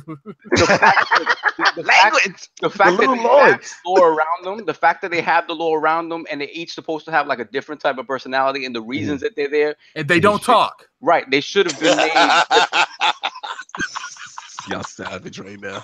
Continue, so. Hey, Luca, get at me and get them shirts. I want all our female women gamers to get these shirts, man. Come on, the ladies in the realm must be represented. Absolutely. I got something special for y'all guys. No doubt. Shout out to Lala. Shout out to Luke in the chat. Much appreciated. Continue, Solve, and then we move it to Addict. Yeah, so that the combat's fantastic to me, but it takes a while to when you first turn the game on and you just go into the settings and you look at like the controller layout, you're like, wow, there's not much to this, right? Yeah. Like it's not much to it at all. And in the beginning, that's why it can sometimes feel like it's a slog, because like it doesn't have much. Now as the game progresses and you open up stuff and they made it into like a mini RPG. Like you have all your stuff has stats, like or your weapons. Your weapons have different properties. Your armor, all that stuff. It's like a mini RPG. So And that's a little bit convoluted too. I wish they were clearer about how that stuff works, because you just have to sort of figure that out on your own. They're not very clear, like how to slot this stuff, what this means, and stuff like that. Isn't that like a glaring flaw? Yo, King, your hate is no, it's not hate. It's the fact that these dudes is giving them the championship ring and they didn't even get to the finals yet. Cut it out.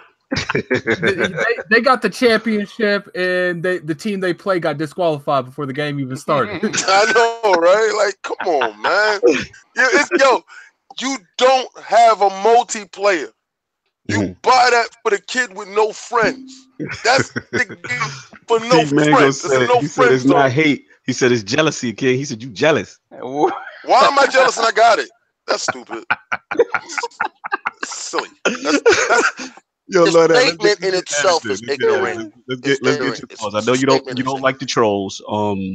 What are any other little things that kind of annoyed you? Let me push start. I didn't. It's like I said, I didn't like the mechanics when it come to any kind of puzzle. It was pretty much the exact same puzzle over and over again. I didn't like. Oh man, there's a couple of things I didn't like about the overall story. I can't really go into that. Lady Delilah said, "Wait, you ain't like when you got the troll number 13?" She's going there. I mean, it's like I said about the troll. Like someone tell me in the chat, since you are so enlightened about this lore and you've been so raised on this lore, why is there 15 different colored trolls in this game?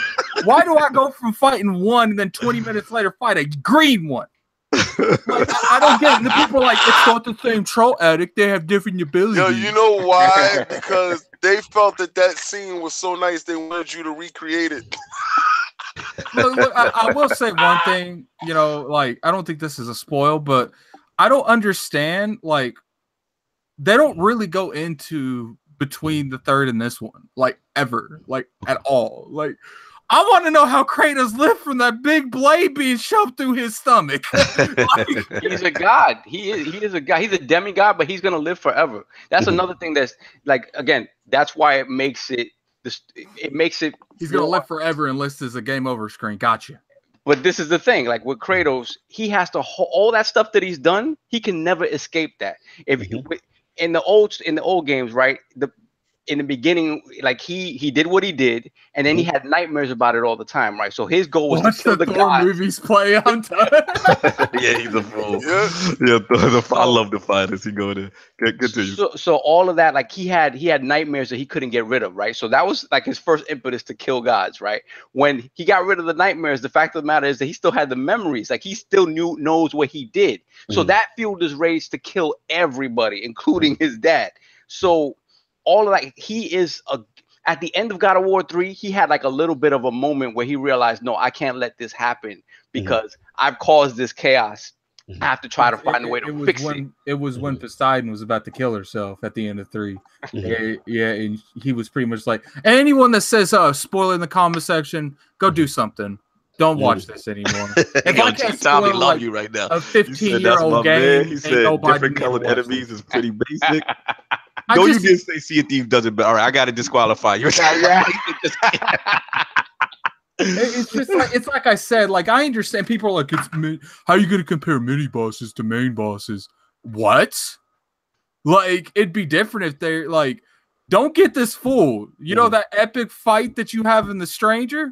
That's not all the time, okay? Like, if you're not fighting an epic fight, which there's only like maybe 5 of them, you're fighting a damn troll with a damn slab on his hand that will hit you, some teleport, some don't. That's literally the whole game. Look, it doesn't take away from the fact that how epic this is. I feel where y'all going. But all I'm going to say is that we got to compare it to other games in its own class, right? In its own merit. You know what? Like Zero Horizon doing.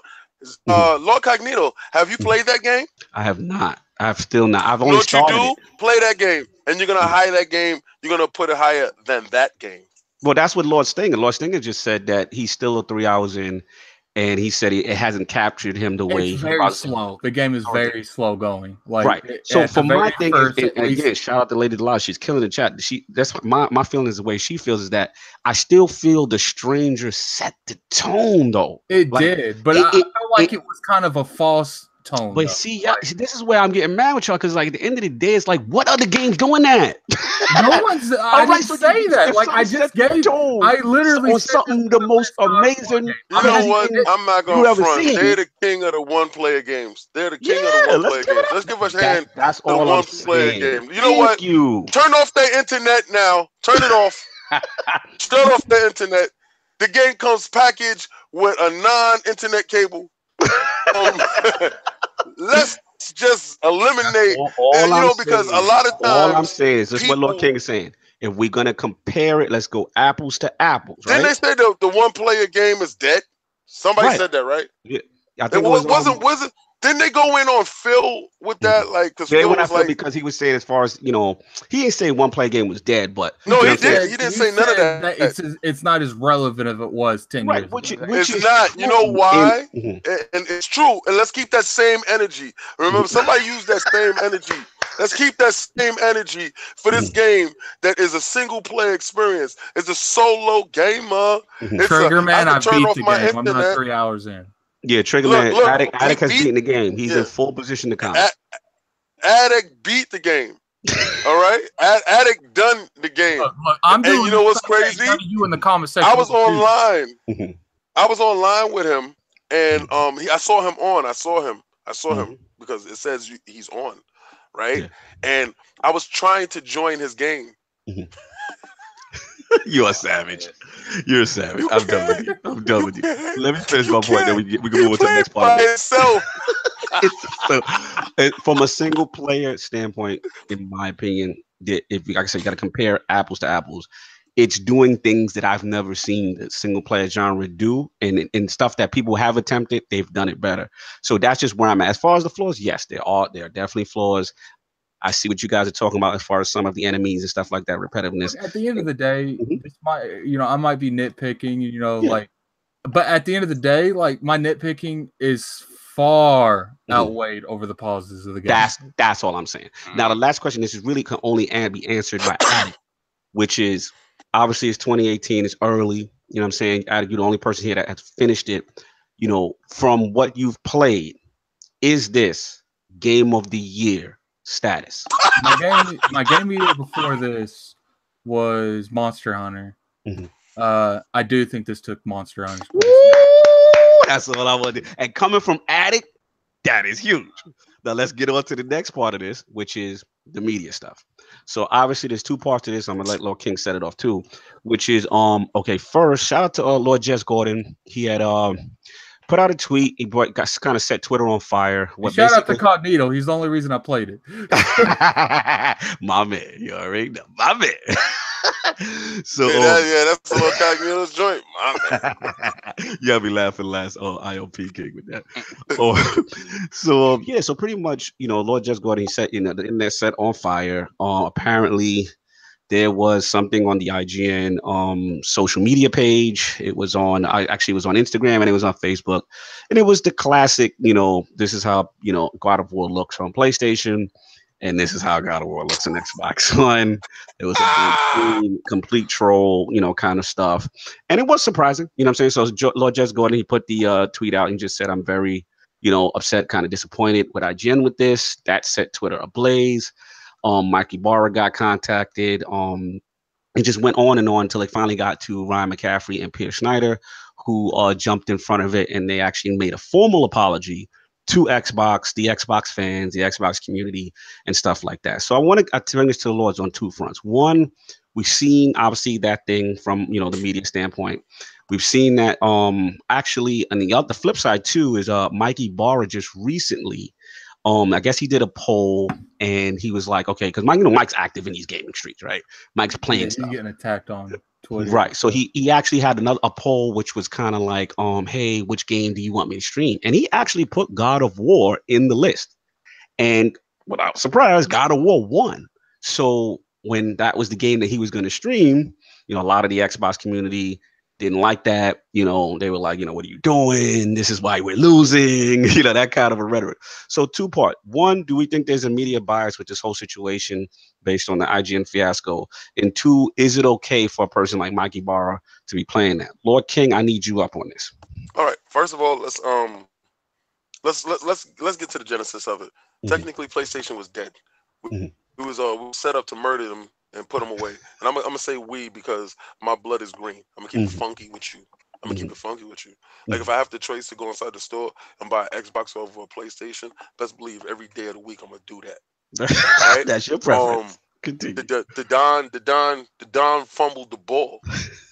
He had to just go over the goal line and just finish you guys off because the bottom line, your guys was in the red. Money wasn't good. Your money looked funny in the light. It looked Salute disgusting. Lord Z Blacklighter for the $10 donation. Thank you so much, sir. Appreciate it. Good look, and that's love. And I'm gonna show you exactly why this is what your $10 brought.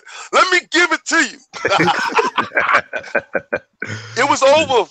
It was over for the PlayStation's ponies. It was done. It was a wrap. It was over until a TV comment came out and they ran with the rhetoric and they did. And I sat there and watched Rome be burnt down in a day. I sat there and watched an idiot fumble a layup. I saw him Patrick Ewing it. He did me dirty. He did me so dirty. Thank Phil. Phil is here. Did you get that? Thank Phil. Phil is here. What about the bias, man? What about the whole Phil, because I'm gonna tell you the bias. All those dudes that knew the impending death was coming. Think about it this way: if a dude is standing over you with an axe and he slips and he falls and he cuts his own head off, how do you want to stand up and be like, you killed yourself? You killed yourself, and now that dude that was about to die is running. That's the PlayStation. He's running all over the place. Those IPs that you get now would have never came out, would have been over for you. But now you're working. And now you're doing your thing. And shout out to PlayStation for doing its thing. I don't need you. I buy you. I buy you because games are there. I love games. The bias comes from the fact that I was about to die. Now you're rubbing it in our face. We're alive and we're doing better because of your idiocy. Your stupidity has allowed me to spread like a cancer and did spread all over the place. You guys are shouting from the tops of the mountain on how inadequate our first party games are. You changed the goal. Every time y'all don't have indies. Oh, we got the indies. Nah, y'all don't have first party. Y'all don't have multiplayer. Y'all don't have exclusive. Y'all change the goal line every time, and every media is going with this crap. They're making sure. And this was the most egregious one when he said, "God of War on PlayStation, God of War on Xbox." It was a black screen. Well, I'm gonna do the same exact thing. I'm gonna put out the same exact tweet, and I'm gonna do it in reverse with State of Decay. State of Decay on Xbox and State of Decay 2 on PlayStation. Because even if it did come out on y'all anyway, y'all can't play with nobody online, so y'all be offline half the time any goddamn way. But let's run that narrative. Let's keep that going. Oh, are you happy when you put your information in? Nobody's talking about the security defects in PlayStation. Nobody's talking about the problems that go on there. But let Microsoft BK coming for your neck again. BK said he said that he ain't hear y'all complaining about media bias when everybody love Xbox 360s. Now y'all crying rivers. No. I'm not complaining. I'm letting you know. Are you safe with your PlayStation PSN information online right now? It's a public right now, you worry every time you swipe your credit card that some dude in the Ukraine didn't buy a yacht with your dollars. So let's keep that funky. Keep that same energy right there, BK. There's no media bias. He said IGN made light of Titanfall being exclusive and PSN being down. He said there's no media bias. There's no media bias, Brett. Get it. Me and you understand the truth of the fact of the matter is that Microsoft gets killed 10 times more than anything that happens with PlayStation. That's what media bias is. Media bias is if the person, the same dude, each person does the same thing, one person gets killed for it more than the other person. There's a bias towards that person that didn't get murdered as much as the first person. Xbox cannot get away with half of the stuff PlayStation does. PlayStation gets a pass every go. Look at something as simple as when it comes to, you know, being extremely consumer friendly. If Microsoft pulled half the stuff that Sony has, it would still be having articles talked about it. Now, as far as Mike Ybarra playing a PlayStation game, good. He's a gamer. He should not be beholden to just play on the system because he works for the company. On his off time, whatever he does on his off time, he should be able to do happily. He asked the people chose, and he's engaging with his community, his people. Because if Microsoft decides to fire him tomorrow, does he stop being Mike Ybarra? Does he stop being the person that you talk to? Right. Or are you just talking to him because he works for Microsoft? No, I tweet at him and I talk to him because he's part of the community and he actually really engages. I play Destiny with him. The man is saying that he wants to play God of War. Why are we attacking a gamer? Right. He's a gamer. But what about the people who say that as a executive from Microsoft, you shouldn't be promoting playing the competition's game and that's stupid business wise? I mean, it's stupid. I'm just going to answer the question and I'm done. It's stupid if it's not in the language of his contract.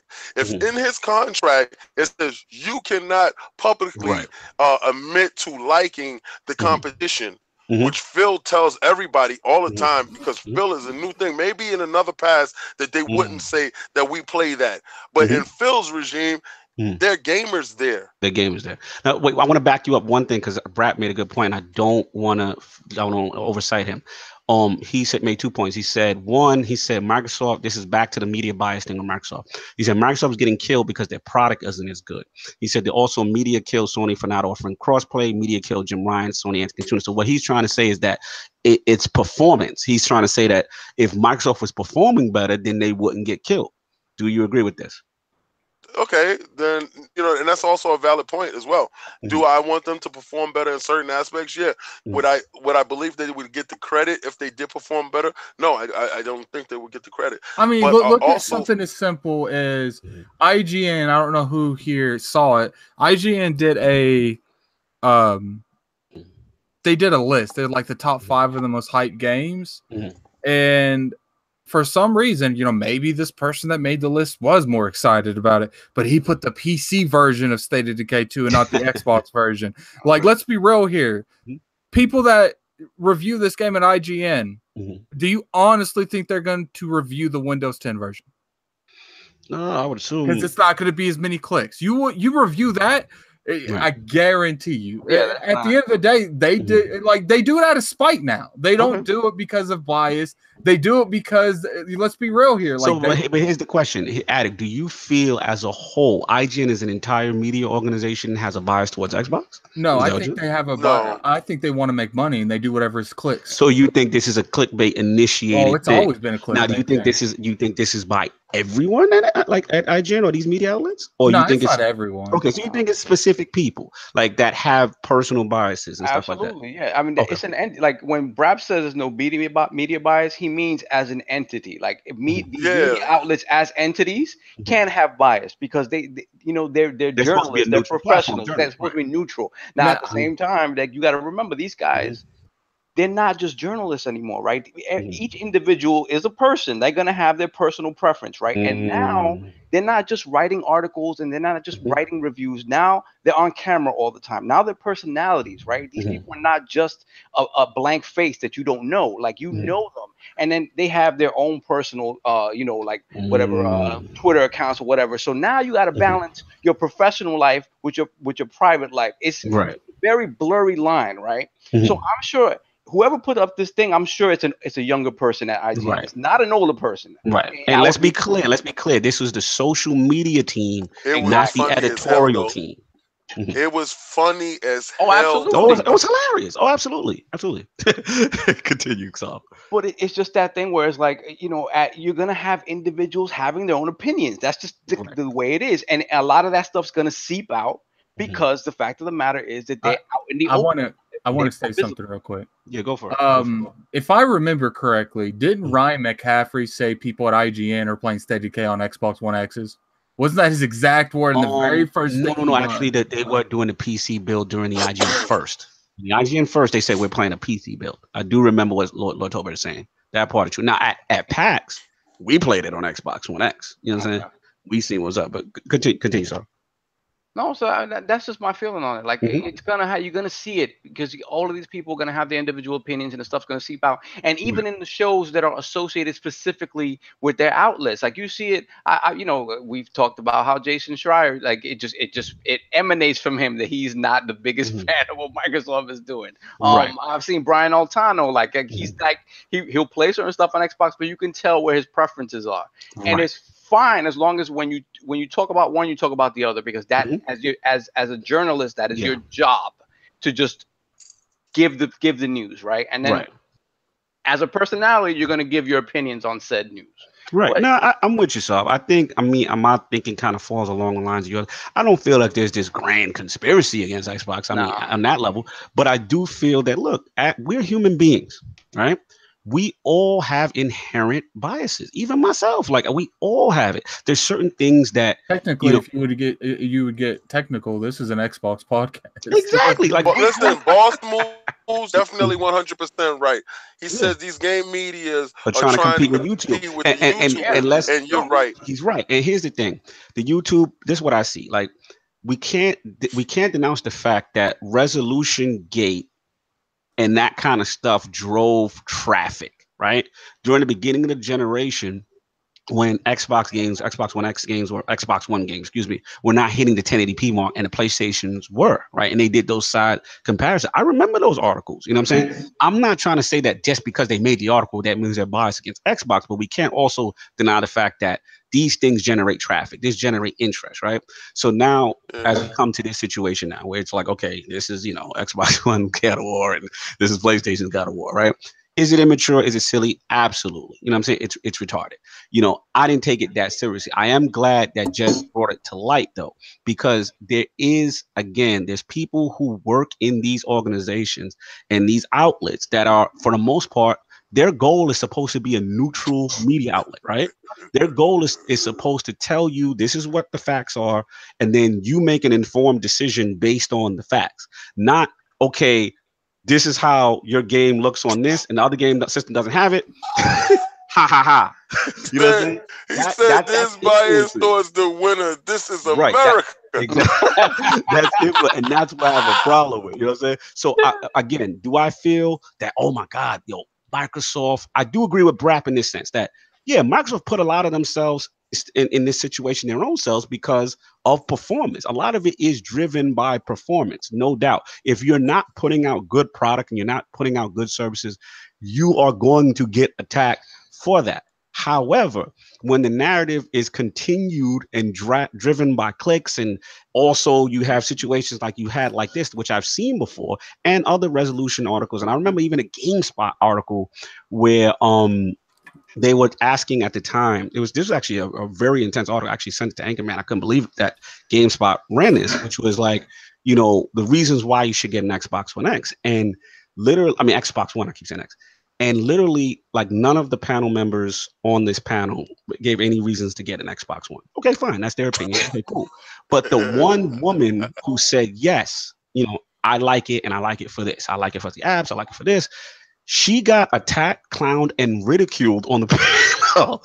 And I'm just like, wow, like, this is just her opinion, and she's giving why.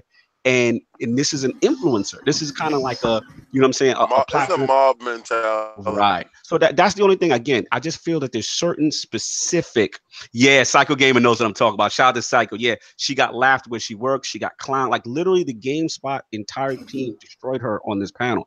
I was completely shocked by that. And I was like, wow, they're putting this out, in the media. Like, this was surprising to me. So that's pretty much what I got on it. And that's the thing, because you still, if you're going to be commenting like that, then you know what, leave, get your own YouTube channel and talk about whatever you want. Exactly.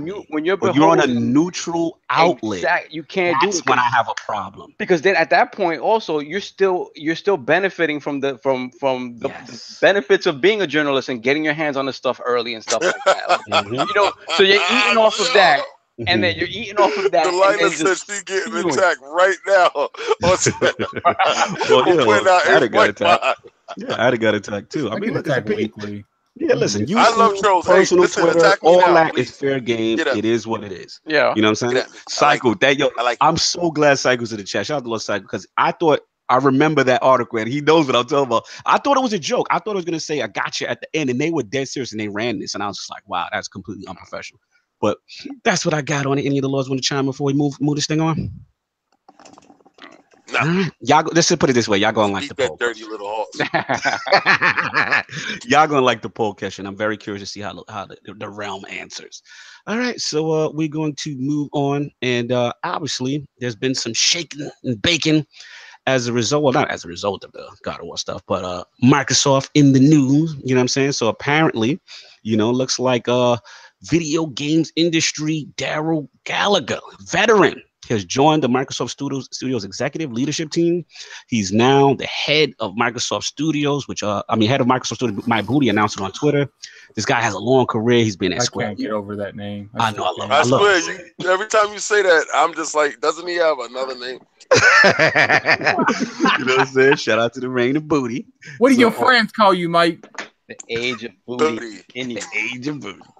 So yeah, pretty much Gallagher, man, this guy has a long career. He's a veteran in the game. He was a former head of Crystal Dynamics.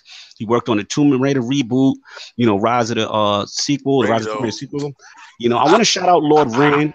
Shout out Lord Randolph Thor. He's got a great video on this, and his opinion is to see, he thinks Darrell might be the one in charge of running his own studio at Xbox. So I want to bring this to the Lords. Obviously we know that the Microsoft first party situation is, what it is, and they need to improve. So is that boy? The boy. So before we even jump the man that let his son go to school dressed as Kratos on 20 days. Get it? We got Kratos himself in the building. Lord Kratos, we just finished the God of War time, but I wanted you to recap. Sorry, you're late. No problem. It's okay. I just want to get It's over. 3-part question. One, your impression. First, how far are you in the game? So let's get that out. Well, this is my second run through of the game. Woo! Yeah. So I've had it a review copy for about a week and a half. So I've already went through the game. That's why I was fairly confident, as you guys know on Twitter, running up until launch of the game. And so, I mean, it speaks for itself. I think from the moment you pop that disc in and you see that main menu, you see Kratos. That tree. That's it. That just I almost made that main menu. What about the stranger? Woo. Oh man! That set the tone. Did it set the tone? Don't give any spoilers away. A lot of people haven't done it yet. Okay, no spoilers. But once you reach this one boss, or we'll just call him a stranger, that is something out of. It reminds me if you guys ever seen Justice League. Do you guys remember when Superman, when all the characters were trying to hold back Superman? Yes. And then the Flash, it was that cinematic experience that made you say, "Oh shit, it's about to go down." Why did you use Justice League though? That movie was garbage. Well, listen. I know the movie was garbage. Let's find something that correlations to good things. Because hey, Kratos, you know what I wanted to do? I wanted to play you and playing it. Do I have it? Oh my god. I do. Oh, okay. So later on after that we can play together. No, that's a bit. Definitely. Okay, cool. Continue, Kratos. All right, I didn't have multiplayer on my disc. You must got it in the review copy. Hey, he's a savage. It's all good. It's all good. No, he listen. Okay, so listen. We talk mess. So we going at each other right now. Of course. Of course. Go for it. Okay, fine. You have maybe I used the wrong movie, but that's what did it for me. Yeah. Yes, Justice League was a bad movie, but there is certain scenes in Justice League that kind of it brings something up out of you where you're like, oh man, it's epic. Yeah. But that fight scene was something that I don't know if you guys would agree, but Sony, as being a movie studio, they have the options to. I mean, they're just so talented in putting a film type quality scene in the game. And I've never seen that done before to this scale. Talk about Don't say it, man. I've said that in the past. that that's one of the reasons that they do so well, and I've gotten attacked. It's not the reason. Sony doesn't need the movie industry to make good. It helps. It helps. It helps, right? It helps. Even securing Spider-Man, the character Until Dawn was legitly I agree. A movie. I agree. It was everything they do, like down to their press conferences, like you can tell that they have an understanding of how to present something. Like, Yeah, I don't know if I don't know if I told you guys how I became Kratos. But talk about it. Let's go. You changed your name and changed your profile pic? Yeah. Listen, when I first came on Twitter, right? I wasn't even on Twitter. And that E3 came, and they were playing that orchestra music that yes. That made my skin crawl a little bit. Was that one of the years that we went to E3? I think that was the year before last. Yeah, that was like 3 years ago. It was 2016. So anyway, once Kratos came out the shadows, that was it. I was done. That just the look of Kratos and how they changed it, that whole epic movie. Who was you was Master Chief? Nah, bro. Hey, look. I haven't been Master Chief since college. That's how old Halo is. So, yeah. No, but after that, man, I embraced the persona of Kratos, and I've been supporting it ever since. And it just, I mean, I'm glad. Wait, so you mean to tell me, see, because I have to get at your Kratos-ness. All right? You do. Yeah, you do. I do, because you played all the other ones, right? Yes. So you didn't decide that they were worthy of that name until this one? Well, yes, because you got to look at it this way. I don't even think this game is worthy of the God of War name. Wow! Because and I want Kratos, and I want you to be honest, and I want you to straight up be honest. 420? Is this still 420 today? No. Well, and listen, he got his mind right, Kratos. No, you know what? They released it perfectly on 420 for a reason. Because they wanted all the people that purchased the game to be high. so they could tweet it out and you can get the higher expectations of the game. You got it? I want Kratos. Then I want you to be honest. I want you to be honest. Strip away the God of War from the game. Yes. And Sony puts that game out, let's say the story of young Thor, Redbeard. Let's say the story of Redbeard. Yeah. Right, because there's a legend of Thor. All right, and he has Ybarra Younger. He has that sword. I mean that hammer. I mean that right. Yes. They put that game out. Does that game rate? And it's the same exact game. It does. Does it rate as high without the God of War attached to it? It does, and I'm going to tell you why. Right? It does. I'm going to tell you why. Strip away the first 3, 4, 5 games, right? If you want to count Ascension and all that stuff, strip away that. Right. From the menu screen, and now we're just talking about a game. We're not talking about the story or anything like that. Just from the graphics and the gameplay standpoint, the first thing when I came on this podcast today, the first thing that we talked about was The Stranger, that epic scene. Woo! We didn't even talk about the gameplay. We just talked about the scene being set up. You cannot tell me, even if this game was Gears and that scene would have popped up, this would have been a solid 10 game. You can't tell me that. Okay. And that's just one fight. That's just one fight. And that's like the smallest fight in the scene. I just feel this, Kratos. I feel this, that when they attach God of War name to the game and the game essentially became God of War, whatever the concept was, and they decided to go with this. They knew from a cachet point, because up until that point, God of War is probably synonymous with excellence on the PlayStation.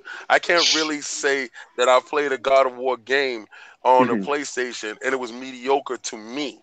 I thought all the God of War games were up there in the 9s and 10 type of level. You understand? So if you look at their ratings, they have always went 94, 93, and 92. Right. Exactly. This is what I'm saying.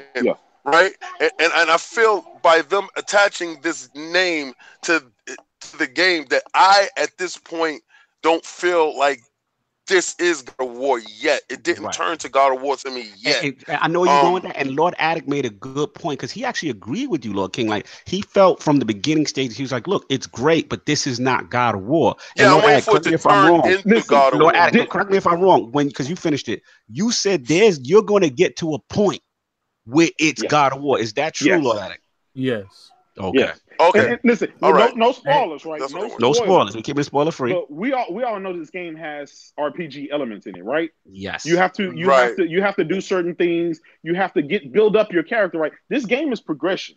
So you start off just trying to get the feel of the games and then learn a few combos, and then before you know it, towards the middle to the end of the game, you're spot on. You're like, shit, this is God of War 4. This is what we were looking for. It's just a different version because this is for one the next generation, and new time. And it's a reboot. This is a reboot. This is going to be a trilogy. So you got to realize they're setting up that story. And then after this trilogy is over, Corey Balrog, he talked about them doing the Egyptian mythology. So serious? Yes. Yeah. Oh, so I heard that. Now. Yeah. When they get to Anubis and get Osiris to Ra, is with this. the true gods. When they get to the true gods, then listen.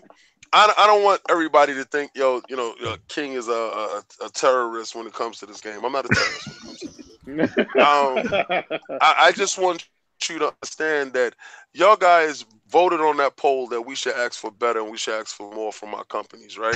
So automatically, you go to ILP Poll now. Yes. Yeah, I'm going to the poll because y'all guys voted. And I want y'all to keep that same energy, right, Brooklyn? Keep that same energy, Brooklyn. Keep that energy and knock down those 2 points off that score because it doesn't have any multiplayer. Keep that energy on that. All right. Now, as far as a single player experience, ever had it? Has God of War ever had multiplayer? But this is 2018, and I expect more from my companies. Listen, this is what Sony said, right? They said what we do best is single player story driven games.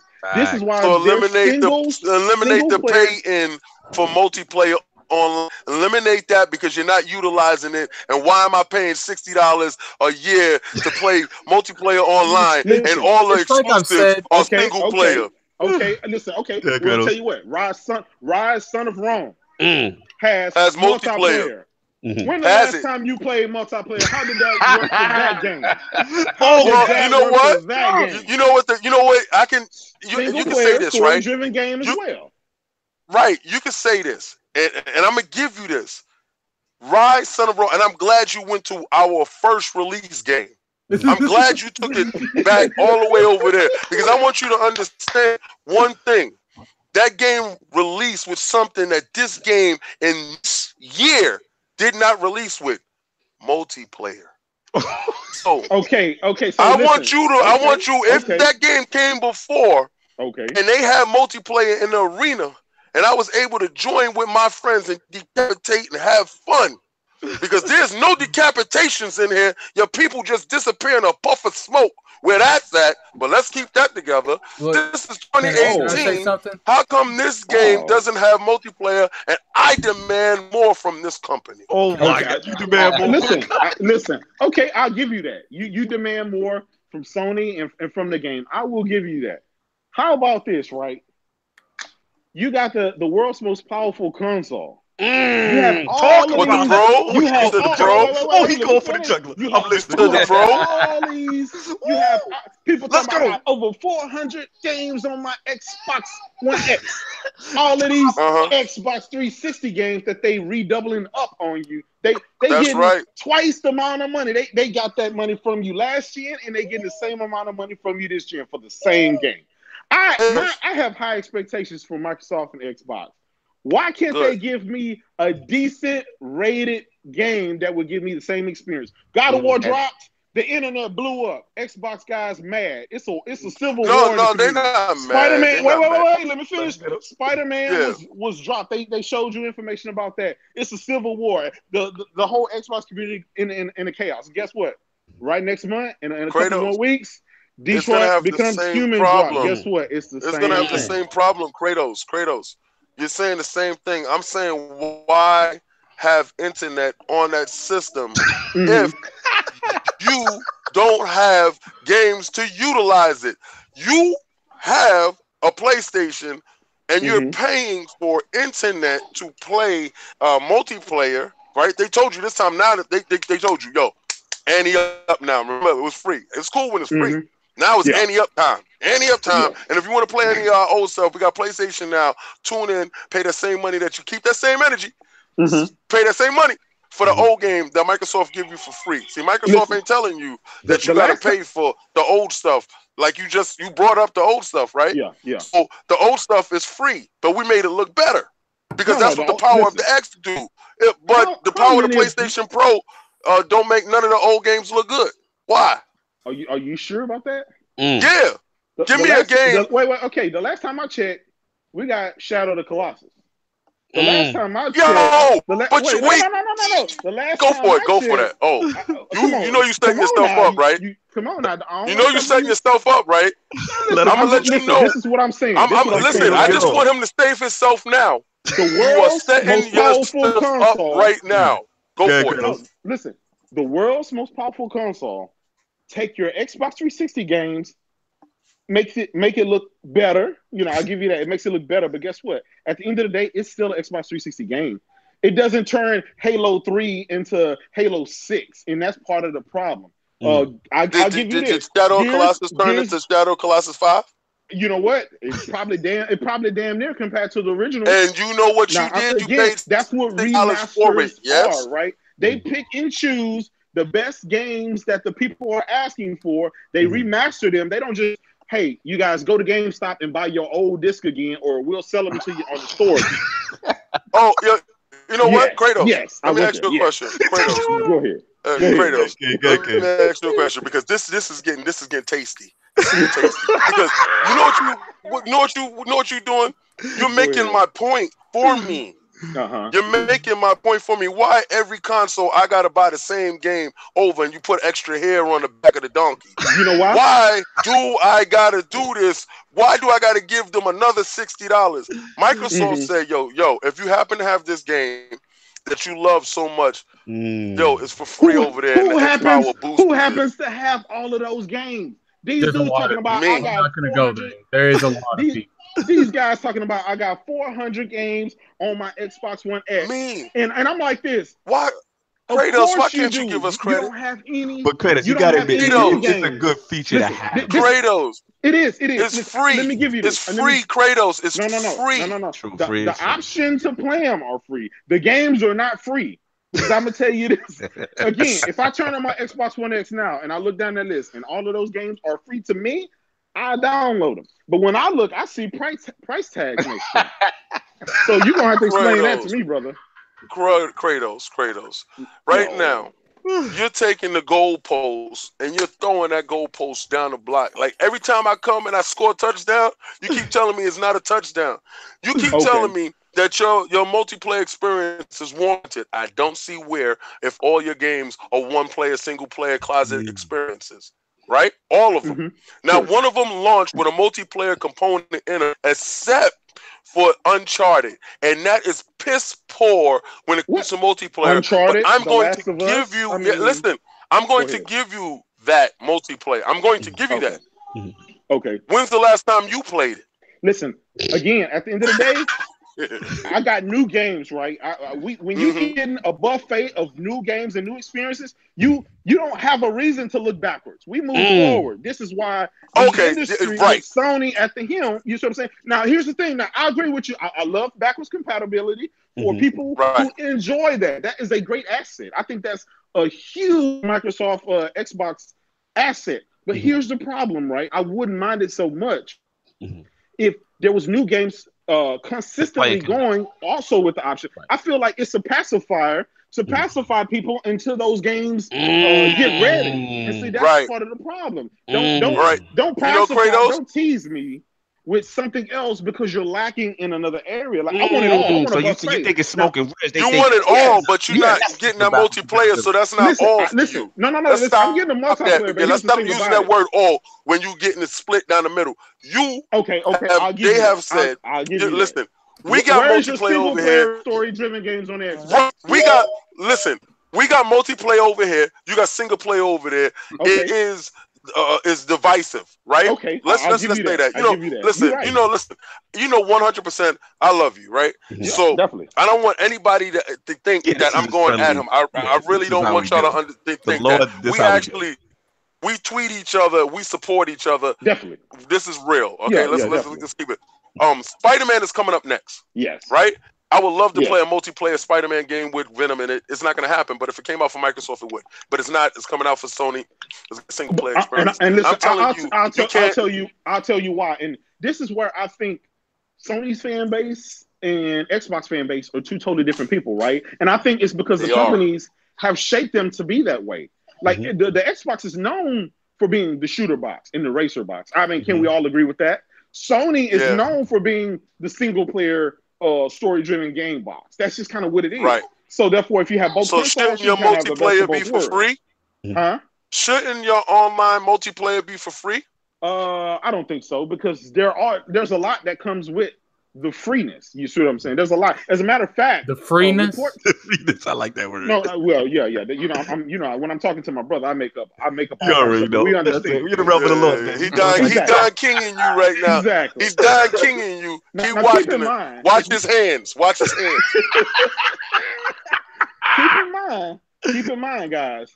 Okay, as far as how good the Xbox Live is, reports came out like at the end of the year showing that PSN was the king of online. That's just what it was. That's the report. With what games, though? No, listen. Kratos, stop now. Okay, stop it now, Kratos. Let me tell you. Let me tell you this, because I don't want you to set yourself up now. Okay.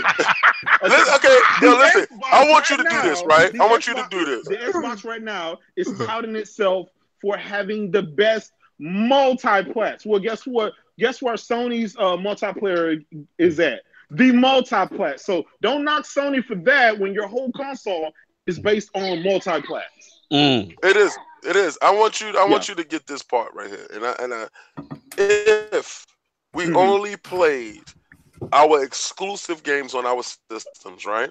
Yes. Let's just say we only played the exclusive games for the system. Yes. Would it be necessary for you to have that internet connection that you pay for PlayStation if you only played your exclusive games that came out this year? Probably not, because you know Sony stuff is down behind. No, it's a no. It's a no. Yeah. It's a no. Okay, it's a no. That's a no for you. Now, for me, that's fine. It's necessary for me. It's necessary because that PUBG love. That PUBG love. Sea of Thieves cannot be played. Yeah, but you don't got it though. You don't got that Sea of Thieves though. You don't got it. I do. I got it. No, I'm talking about you got it because you got an Xbox, but I'm talking about your PlayStation side. Your PlayStation side don't got that. You're right. And guess what? And we don't got God of War. We don't got God of War. Now let me ask you this: which one would you rather have, Sea of Thieves or God of War? Don't ask me that question, Kratos. Don't not ask him that question. I put more time in Sea of Thieves, and I didn't fall asleep when I was playing it. Listen, I got myself, and I don't want to lie. I think I have maybe around 20 to 30 hours in Sea of Thieves, and a lot of it is streamed. I got a bunch of people that I'm on Twitter with, and we join all the time. So I have tried to give this game time. I think it had the potential to be a good game. I'm looking forward to State of Decay. I think that's going to be the next big franchise. The DLC, right? The DLC. Because is there any DLC coming with God of War that brings the multiplayer? No. That is a single player story driven game. That's what Sony says. This is what we do. So for the rest of the life of the game, you that's it. Besides DLC, any DLC you gotta realize any DLC comes. Once DLC comes, right? Then you got to wait till the next game in the trilogy. There's going to be. That's one thing that Sony will give you. They will give you a sequel. But in the sequel, I'm gonna be able to play as Boy, and my friend can play as Kratos. Hey, I don't want to spoil it, but you never know. At the end of the day, I'm gonna jump in real quick. At the end of the day, and I want to shout out my man D249. At the end of the day, this is just preference, right? Because at the end of the day, You know what I'm saying? True. If you want that story-driven cinematic experience, that on Xbox. exact Sony's where it's at. You know what I'm saying? But I gotta agree with greatness. King too. Yeah. He said the greatest. But I gotta agree with King. Like, It is. if It you is. want to That's a lot. socialize with your friends, you want to have the best You're right. ecosystem and have some of the best multiplayer games. You know what I'm Yeah. saying?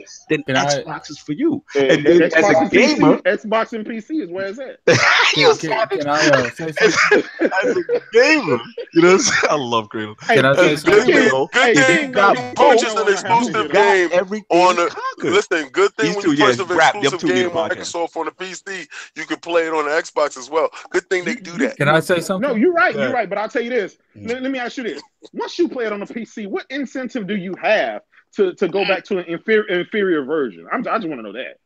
Well, I just have go both. upstairs and I like to play in the comfort of the couch and stuff like that. Like Yeah. I like the versatility Microsoft gives you when it comes to playing games. Yeah, No, and you're for right, me, you're right. honestly, J-Dub, it's just like from the PC. I don't want to disrespect on none of my PC games because you're right. PC is the best place to play if you're looking for the best performance. But as far as me, I'm a console gamer. I Me like too, the me too. ease of just Listen. putting the box, plugging it in, throwing my controller in. The ecosystem is already there. You know what I'm saying? As That's just where it comes down to me. As powerful as my PC is, Yeah. I will always be a console guy, and that's just I'm an old school gamer. Same here. You know, playing on Yep. Sega Genesis and stuff. That's just the way.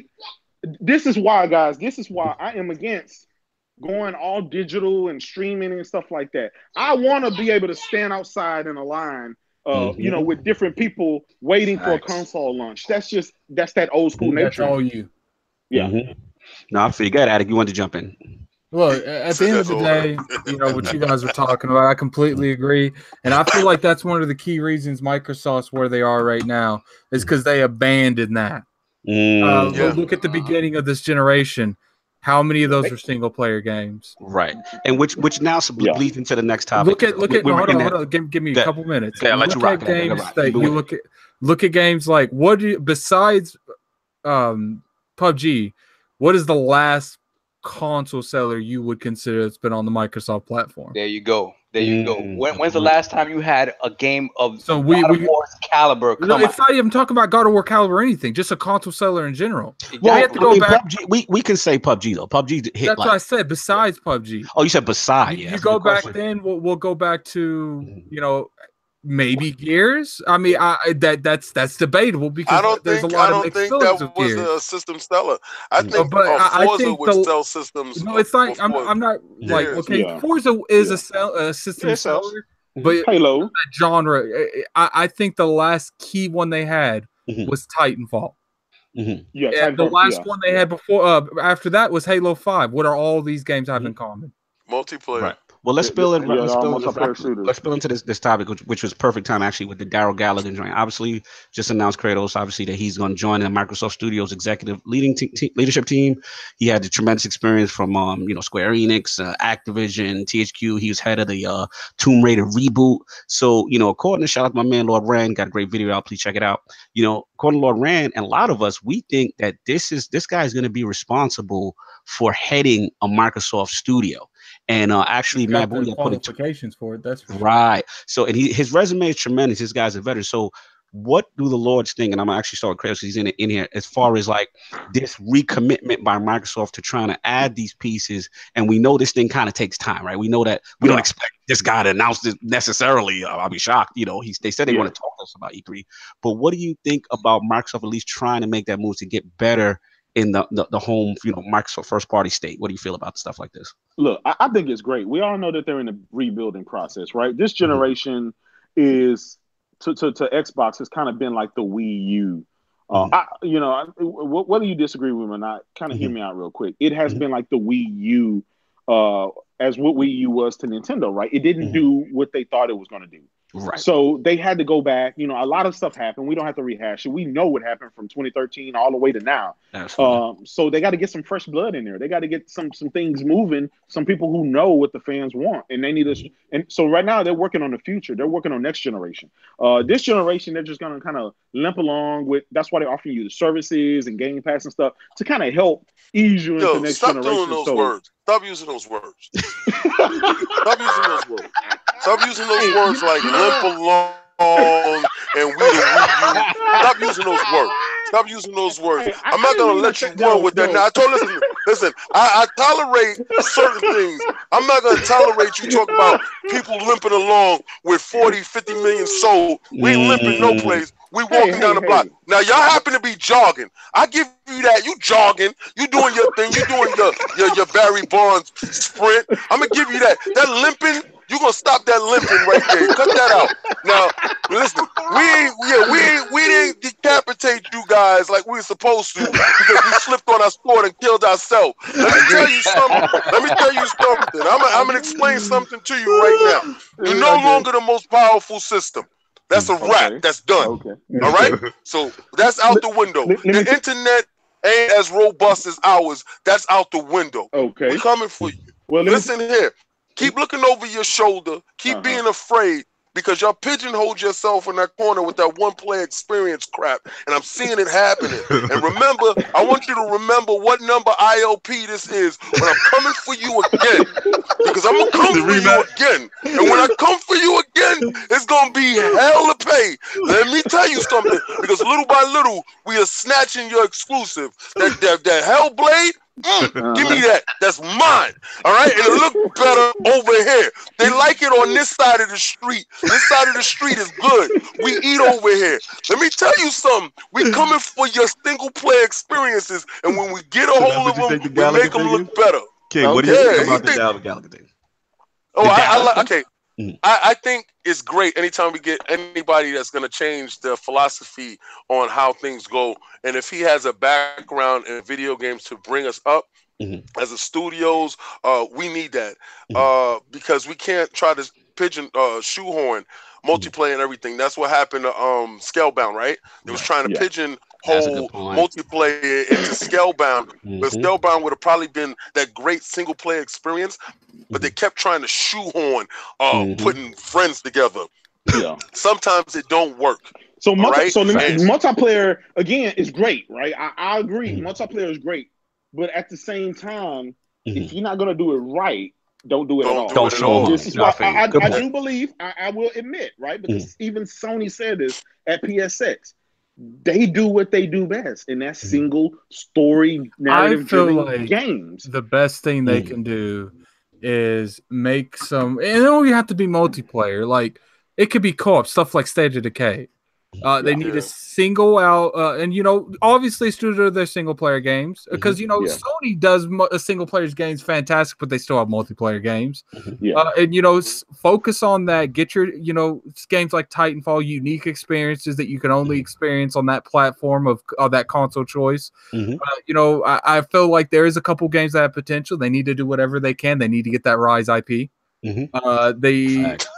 Shout out to Mike Ybarra for hinting. Did you saw that cryptic tweet when he was in the studios and they had the statue of Rise of Mario? I've said from the start, I've said that I wouldn't be surprised if Microsoft bought that IP in secret and they haven't told anyone because let's be real, the engine was sold. What happened to the IP? You mean to tell me, broke Cryotech kept the IP for no reason? Well, they have it, but it will be interesting to see if a deal was reached, or something like that. And Unreal Engine. Crytek. That's Crytek, actually. Listen, Sunset Overdrive. Facts. Sunset Overdrive 2 is ready to be made. The developer is saying, hey, look, we just need a publisher. And Microsoft is not jumping on that. And that's kind of part of the problem. It's like, look, people are screaming for sequels to these games. But see, even though Rise didn't set the world on fire, it had a great base to build upon. Amen. This is why I don't feel Microsoft... this is how they ended up in the position they in. They canceled the games without having anything to replace them with, and that's how they got some good IPs that I think that they can work with. People are asking for Rise 2, Sunset Overdrive 2, and a couple of others. They just got to pull it together. To be honest with you, I played Sunset Overdrive from beginning to end. It was a cool game. But it's not for you though. It is a beloved game by the Xbox let's be real. community. It's not for a lot of people. It didn't even sell that well at all. I hear what you're saying, but do you think they should abandon it completely and not make a sequel? Not build it? I'm never against not making a sequel. I'm never against making a sequel. Yeah, but at the end of the day, world on fire. But part 2 killed it. Exactly. At the end of the day, I agree with Kratos with that. I feel like they had more to work with than Sunset Overdrive when it comes to Uncharted. But what was so wrong with Sunset Overdrive? I that think was it's so the bad? premise. The premise isn't for everybody. Like you have that over the top sort of comedic thing. Like the premise is not for. It was a cool game, and I'm sure they used a lot of what they learned on Sunset Overdrive to make Spider-Man. But it's just not something that It's not something that's going to grab a lot of people. It's not an event game, and like and it goes back to how funny it is that the creator of Sunset Overdrive ended up doing Spider-Man. That's what I'm saying. I mean, it's literally the same game. Ratchet and Clank or anything like that, but I mean, that doesn't surprise me. You'd be acting like they ain't made games for Sony before. Listen, all I'm saying is, at the end of the day, it's not for me. I'm not even a Sunset Overdrive fan like that, but I do understand the diversity of the portfolio and getting those unique type of titles on it. And there's people that love that game. I agree that I agree that there's a lot of. I agree that every game deserves a sequel at least, but that is one particular game, and Quantum Break, because Quantum Break was trash. That is one particular game that I can understand, because let's be real here. Like, not only, there might be a lot of people that hype that game, but let's be honest here. Like, well, the numbers agree with you, right? The numbers based on the sales. Well, it's not even that. Like, besides the couple people, like, Xbox ain't listening to 40 people on Twitter. Let's be real. Overdrive does not appeal to the mass. It doesn't at all. I don't think. I don't think. Something like Rise, I can get down. I think Rise could do it. But here's the difference, though. You're right. Rise could do it. Absolutely, Rise could do it. All I'm saying is Kratos makes a good point. Look at Uncharted 1. That did not set the world on fire. You know what I'm saying? But they stuck with it. There's got to be a time where at some point, whether it be a record, maybe it's not Sunset Overdrive, right? Like maybe it's like a record.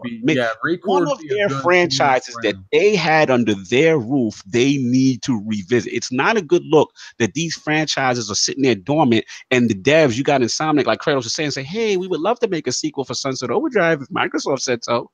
Like, that's a bad look. And after that, like, unless the way that they worded that cryptic tweet, I'm really starting to think they might own that IP, but Microsoft owns that IP. Because it is ironic that they say, well, when Microsoft's good, we good for Sunset Overdrive too. It's like, then why don't you go to someone else? It's like, only go to Microsoft? Studio.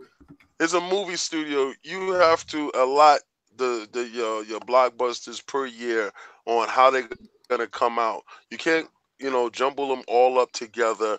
There's a reason why there's a certain amount of Marvel movies that come out a year and they give you a 4-year plan. We have no roadmap when it comes to Microsoft. And that is a huge problem. That is a huge problem. That's a big problem, and it seems like they're a boat with no rudder. It seems like they have nothing. We know they have stuff, but it seems like they have nothing. The perspective never changes. Like we said before, this is the time they have to do it. They have to give you something of a roadmap. They have to give you some breadcrumbs to say this is what we're working towards. They can't. We can't come out of E3 having no idea what's going on in the future. Be honest, and that's why this, again, I know this may be overstated, but I think this is a good sign, right? When you're seeing these guys saying that they're hiring this guy with this tremendous experience to have basically run his own studio. And don't be fooled. Like, they announced that he came onto their team recently, but that dude's been there for a couple months at least. Right, and also they chose to announce him because they wanted to get hyped. Because I do believe something is coming. Yeah, exactly. They're going to at least announce a studio. Right. And the fact that my booty was like, "Yo, he's going to share more about Gallagher's role at E3." They're setting something up. Let's be clear. This is marketing 101. This is how you set things up. Then when you do these cryptic tweaks and you're showing yourself at Rise, you're doing little things to set up the potential of them reinvesting in first party. That's all I'm saying. I will say one thing. I wasn't the way that I don't know who tweeted it, but I think it was Phil Spencer. He tweeted that people they dissected the tweet and they made fun of it. But it was like what their overall initiative is for this E3. It was like, show stuff that's in work and show stuff for the future. The way that they worded that I can't remember exactly. I think it was. I know what you're talking about. Yep. Here and beyond. I think that's exactly how they exactly worded. how it was worded. That Shout out to doesn't B-Money in the seem. chat. He said that he thinks Gallagher is going to be leading Fable. That would be amazing. Could be That'd be possible. amazing. I don't. When it comes to that particular phrase, you don't use that kind of phrase if it's just next year. Right. Absolutely. Like, I think they realize that. I mean, let's be real here. They realize we have stuff. We just have to show it, and I think they're going to break that. We're only showing this year and next year thing. I agree. I think they're going to break that protocol. Solve last point before we move on. To me, the thing with Xbox, and I like the fact that they do need the variety. They still need the variety. They should have Sunset Overdrive 2. They should have Rise 2. The thing is, when you compare them to what Sony's doing, yes, the cultures are very different. What a PlayStation gamer expects and what an Xbox gamer expects. The thing about it is, at the end of the day, you have not had a marquee release in the vein of a God of War. Not necessarily that type of game. I'm just talking about it's impactful. Event. It's your thing. You're right. These releases are events. I haven't seen an event release for Xbox. Let's be real. An event release. What? Halo 3? You wasn't feeling an event. See if Thieves wasn't your event? No. Well, you're not the same thing. It wasn't even me that said that. What franchise has the cachet that I you feel can like say it should have? God of I'm War? sorry. I kind of feel like, it didn't have, because you can't really put them on the same levels at all, because, Titanfall is a multiplayer game, and this is a single player game. You're going to have a lot more people in it, but I feel like, God of War is getting more of an impact, but a lot of people were about Titanfall when it first came out. Like, but not lining up around the block. But you can't complete. No. You cannot complete multiplayer to a single player game. I'm not comparing. But you can't compare them at all. I'm talking about the status of the game. I'm not. They don't have compare the a game status of that from a cachet, though. This is what I'm trying to tell you. They there need is no a game of that cachet. I agree. Right, but you got to build to that. That's exactly you gotta what build Kratos it. So is saying. That Sunset Overdrive could be a game part 2, but we won't. But said it's not that. Listen, you learn. Know what it is? God of War built up to God of what it is now. You understand? There wasn't nobody standing around the block waiting for God of War 1. I feel like I remember yes, they were. Hold up. I was one of them. God of War 1, there was a line down the block on 86th Street, GameStop. God of War 1. You're gonna make me Google the lines for God of War 1, and it's gonna come up anemic. You're gonna make me Google this, and it's gonna come up anemic and nasty. It's not comparing apples to oranges. You guys have all this revisionist history stuff going on. No. Let's be real. It's not about multiplayer versus single player. It's about the status of, you need your franchises that have these marquee releases. Halo lost that. It used to be that. It's not that anymore. Gears 1 and 2 were that. After that, no, you don't get that. Long in the tooth. Can let me ask you real quick. Okay, we know Halo, Gears, and Forza, right? They're long in the tooth.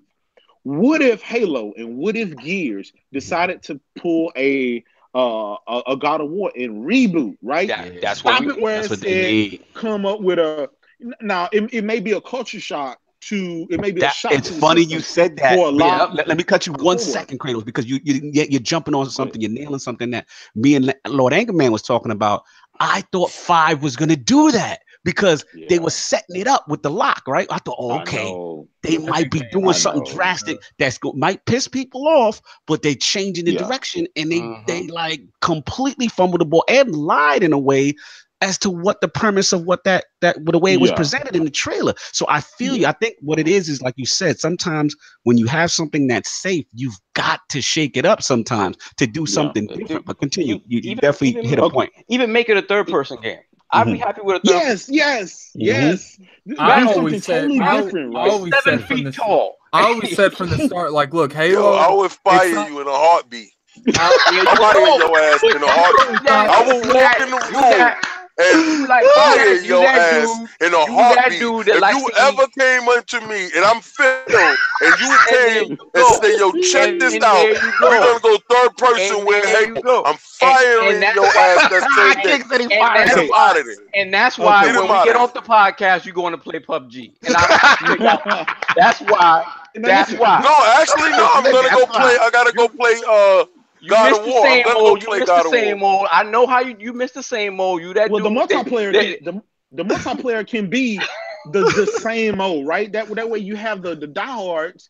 They have what they needed, but you can also have that single player game that gives you that story driven, over the shoulder. Right. You can do what Call of Duty's doing and give it to you separately for $30 or $40. Yeah, we're gonna get on that right there.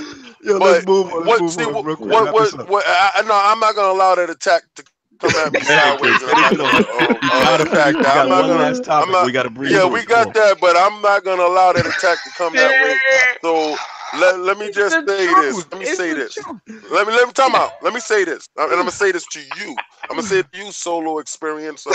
I'm gonna say this to you. Single player. I'm gonna say this to you, Captain Solo. I'm still waiting for you so I can finish the game I started with you. Yeah, I know. So, and you're gonna wait till I finish. Don't come at me and tell me I'm playing PUBG when I got dudes that want to play PUBG and I want to play this game that I started with you. And you are still over there doing little sideshow experiences. I know. I hurt you, man. I do want to say something. Thank you. Good, Addict. We got to move on. Addict, I want to say that, I do completely agree. I do feel like when it comes to, regardless what you guys want to say about Halo 5, I do feel like Halo 5 was a good game. Its story was just messed up. The multiplayer it's still played to this day. It's still got a lot of fantastic. And that's my primary example. It's like, look, like I'm sorry, like Gears need to go. Like, whoa, I feel like need to be different. I feel like Gears 4 was safe. I feel like Coalition, it was too safe. They should have killed Phoenix. I feel like Coalition needs to make something new that's gory, that's 2-player co-op, and that just rips shit apart. I feel like wasn't it that black studio that was supposed to be doing the Gears, and it wasn't supposed to be Coalition, and it was really supposed to be dark, and it was supposed to be a real crazy reboot. Is it Black Tusk? They were Black Tusk. Black Tusk. Yeah.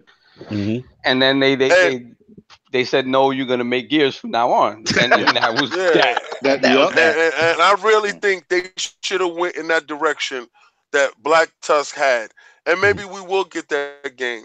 Maybe we will get it under a different moniker. Maybe they feel that since they only have 5 games, that they're not willing to gamble with their 5. So I'm sorry if I kind of feel these dudes with the 5 games saying, no, we're going to stay true to these dudes, because if we lose one of these 5, we only got 4. I agree. But if you keep putting out the same stuff, you're going to lose it anyway. They willing to roll with the 5, though. Look, at the end of the day, like, tell me this wouldn't sound cool. Like, if you're not good, like, okay, at the end of the day, I think that they don't want to make anything that's not Halo and Gears, because unlike Sony, it's easier to talk to the corporate about a loss. Because Sony's like, okay, we've been in this industry for a long time. This is one of our biggest money makers. Here, it's fine. Go do something else. But when you go up to the Microsoft CEOs, from the standpoint that Microsoft is doing financially better than Sony as a company. They're doing and better should be more averse to taking a little bit more risk than Sony. Where Sony, listen, Sony has to knock it out the park. Like PlayStation, they don't. Exactly. The company's going out of business. So right. They have no choice. So technically, Microsoft should be the one. At the end of the day, like that's a cool concept, and technically they're doing better. But up until now, until recently, they didn't even have a seat at the table. Gaming's always a good point. No, you're right. You're right. And now Phil's at the table. Now Sacha got Phil at the table. These are now Phil's vision. I know Lord King smiling. Only Xbox only begotten son is at the round table. It's like I said on Luca's podcast yesterday. Like, Yo, D-Truth is stupid. He said, "Don't be sorry, be better. I am done with you." Boy, nah. It's true. You're right. Don't be sorry. For the chat comment of the day. At the end of the day, regardless how you feel about Phil Spencer, and I've said multiple times, I'm unsure how he's doing. He's not the guy. To me, he's not the guy. But at the end What of the hell is wrong with you? No.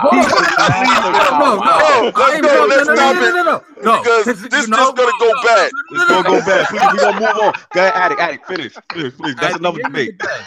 At the end of the day, you have to look at it from perspective of every game that has come out in the past 2 years ain't been Phil Spencer shit. Mm-hmm. I honestly, when he came in, he said he had a roadmap. He was going to work on, and I said this exact thing in Lucas thing, and I stand by it. He said he was going to work on hardware, games as a services, and then exclusive games. I don't necessarily like. A lot of people took that concept and they're like, "Well, is he going to do them in order?" I don't think he was He put that perspective in order. He put it in the perspective of what is going to take the longest, and when can I do this, and when can I do that. And they realized they could do hardware first, games as a service, because games take longer than both of those shits. So they can't walk and chew gum at the same time? They are. No, they cannot. No, they cannot. It's like I said, God of War took 5 years to make. Facts. God of War took 5 years to make. Games take a long time to make, man. Yes, but listen, you expected to rush out there. Stops. You guys go for act it, like Kratos. time stays still, and you act like time stays still, and you can only do this. No, Sony has like freaking 50 IPs. And how long did all those games take? I just want to throw this. All of those point. What Horizon took 4 years? Right, but all I want to say is this, Kratos, is that you're absolutely right. They should be able to walk and chew gum at the game time and do these same things that Sony's doing. But in Addict's defense, which is this is the first time Microsoft has actually put gaming at their table. So that's a sign of where they were prioritizing things. You know what I'm saying? Like it wasn't really a priority. Like gaming kind of came. It was the successful other little thing that they were doing that's now blowing up. And let's be honest, Windows phones and other things have kind of gone by the wayside. You know what I'm saying? Shout out to Tyler, what's his name? Myerson. Don't let the door hit you with split you. But you know what I'm saying? No disrespect. Yeah. But we glad Phil is at the table. We glad he's got his position in place. So I just want to see. I agree. We can't go into this mentality, which is like just wait till we that's the wrong mentality. That's why I'm playing God of War right now. Microsoft don't got that shit. But at the end of the day, I've said it. I've gotten jumped on Planet Xbox for doing the same thing. Right. You can't spend. Well, let's take this calendar for instance. Yesterday, what was yesterday? The 21st. That's a Saturday. Right. You can't make a video on the 21st saying Xbox got no games, and then make a video. What's a week from the 23rd? First, the 28th, saying Xbox got no games. It's a week, fam. You can't make a game in a week.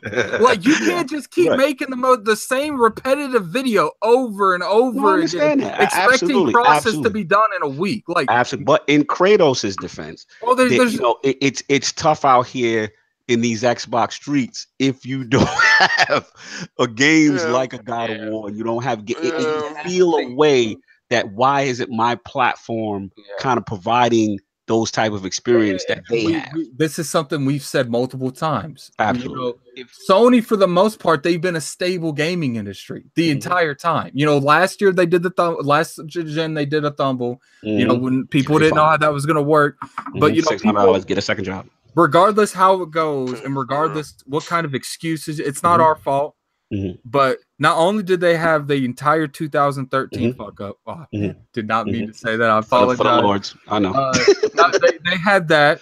Then we go to they had the change of leadership, not only on an Xbox level, like Phil Spencer. He went to the leadership. They changed the leadership to Phil Spencer. Then they promoted him. They had the CEO leadership change as well. Right. They had an entire restructure.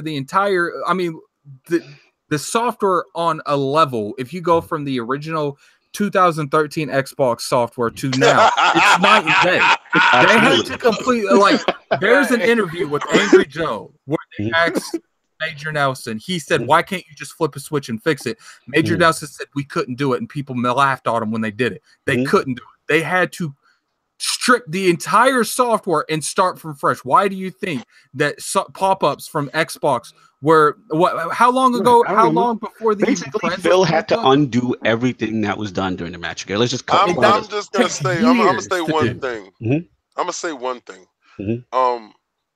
Y'all not gonna besmirch Phil. Y'all not gonna. We got it. We got to move on. I know we're gonna get that. I want you to anytime you sit there and you felt that rolling off the tongue, he not the dude. I want you to understand this, and I want you to know this, right?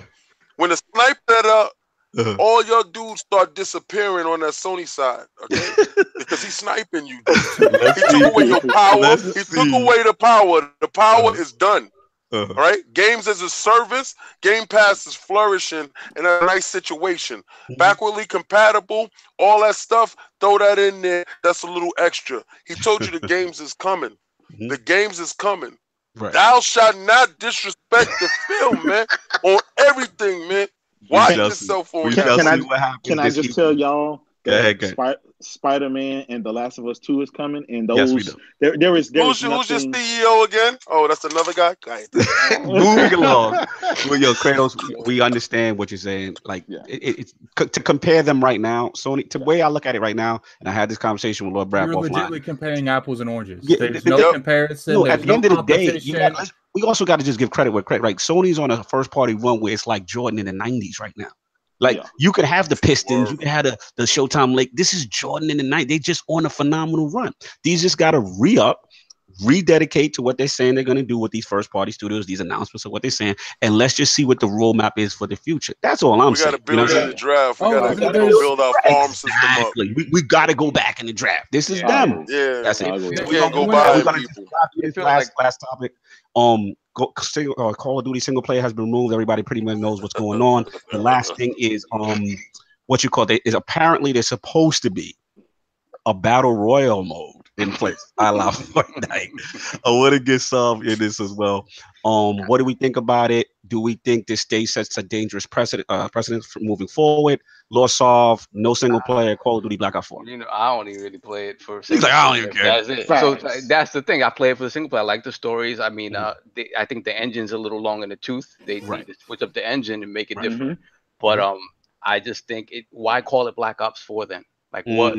So are you? What do you feel about perceived value? Should as far as the $60, charging the same thing? Yeah, $39.99. $39.99, right? Okay. If it's a $60 game, definitely have a problem with that. They haven't said they said there's no single player campaign, but I know people have been pining for that co-op multiplayer.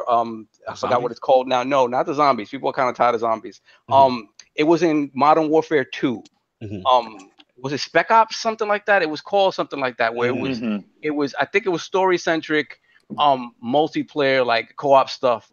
If they do something like that and add some kind of story to it, that would be cool, just to switch up the formula a little bit. That'd be cool. Apparently there's no single campaign player. This is multiple sources: Polygon, Eurogamer, Kotaku, Charlie. I mean, this wouldn't be necessarily a campaign, but it just doesn't make any sense to me to call it Black Ops 4 after that, because you're not tying it. It's just going to ship mostly with a multiplayer, without a campaign, and possibly a battle royale mode. At the end of the day, developed by Raven Software. At the end of the day, they got the stats. They know who beats these things. They know who don't beat these things. And as much as people hate it, there's going to be 10 people to that one person that be like, "That's good. I don't care." All right, now let me ask you this, Addict. What about perceived value? Do you think? Don't care. I'm not buying this game anyway. No, I know you're not buying it. We get that, Addict world. But we're saying, what about, should they still be able to charge $60? Is that okay to you? Do you think it should be? No, they shouldn't, but you know they're going to. No, Lord King, we got to. I've heard arguments, people saying that if they give you like I don't know how many maps at the beginning, they'd be okay with $60. Like if they give you like a suite of like 30 maps or something, whatever. No. You said it better be 30 maps. That's what people are saying. Like they'd be okay with that. So you already know that. They're not. They're going to give you exactly what they gave everyone else. 5 seasons coming. They're going to give you exactly what they normally give you, and they're going. They have that hand popped out, be like, "Where's my money?" Let the king eat their pills. I'm the opposite of all these guys that play multiplayer. I can have Call of Duty and I never touched multiplayer not one time. Shout out to Lord Green Mason. He tried to get me to do the zombies thing. I thought zombies was crap. I think honestly, I thought they multiplayer like tacked on BS. The story was where it was at for me, because that's where you was able to dive into the graphics part of the engine, and you was able to exploit and show stuff, set pieces. I always looked at Call of Duty as the big budget movie and Battlefield as the B class movie trying to keep up. To be honest with you, and the stories have always captivated me to keep playing on. Never once, if you look at my profile, you're never once did I really unlike multiplayer so this affects you most in these games. I won't purchase you. Now, in the same breath, if you have a PUBG type of battle royale mode, and I was going to ask you about Overwatch. Shout out to B Money in the chat, making a good point about $60 for Overwatch, and everybody didn't have no problem with that. I did. I ain't buy it. Oh, okay, facts. I had a huge problem with that. I have a huge problem when you tell me it's multiplayer only and it's centric around deathmatch. Addict. Now, when you tell me it's 100 people in a map, and I get to hunt 100 people with 4 of my friends, and I can stretch it out, and matches is like 45 minutes and stuff like that, I think that really intrigues me. That's why I play PUBG.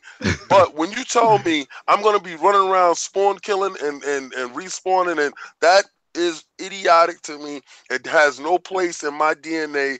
I don't choose to do it. I know you're gonna say you played Halo and you was doing it with your friends. It was nice when it was the first that did it, but when somebody keeps doing that same one-trick pony, it gets tiresome. I'm not about it. All right, Lord Kratos, what do you feel? All right, well, I don't have a problem with it. Okay. I don't have a problem with it at all, but I also think that as a person who spent $60 on Sea of Thieves that don't have a story, and it also $60. Time out. Back that up. Oh, here we go. Stop putting out that narrative, man. I'm just saying. Don't do that. God of War is no. You paid $100 on God of War. You pay $100 for God of War. I spent $60 for this game. It didn't have a single player. It didn't have a single player component, and it didn't even have a Kraken with a full body. But I still, Whoa! What's $60 you paid? Where did you do this at? What did it come with? A child? Your podcast. Oh, that's how much Sea of Thieves cost. $60. No, it don't cost no $60. Yes, it does, sir. I pre-ordered it. It cost $60. Well, he was excited for the game. He pre-ordered it. I guess King's question is why didn't you Game Pass it, Lord Chris? Yeah, he didn't listen because his internet is down. I'm gonna tell you why I didn't Game Pass, right? Yeah. It's probably because I have something. It's like I feel like I'm gonna get too overwhelmed in that game, and they know it's gonna take me more than 14 days or 30 days to do it, and I don't want to have my credit card just keep spinning.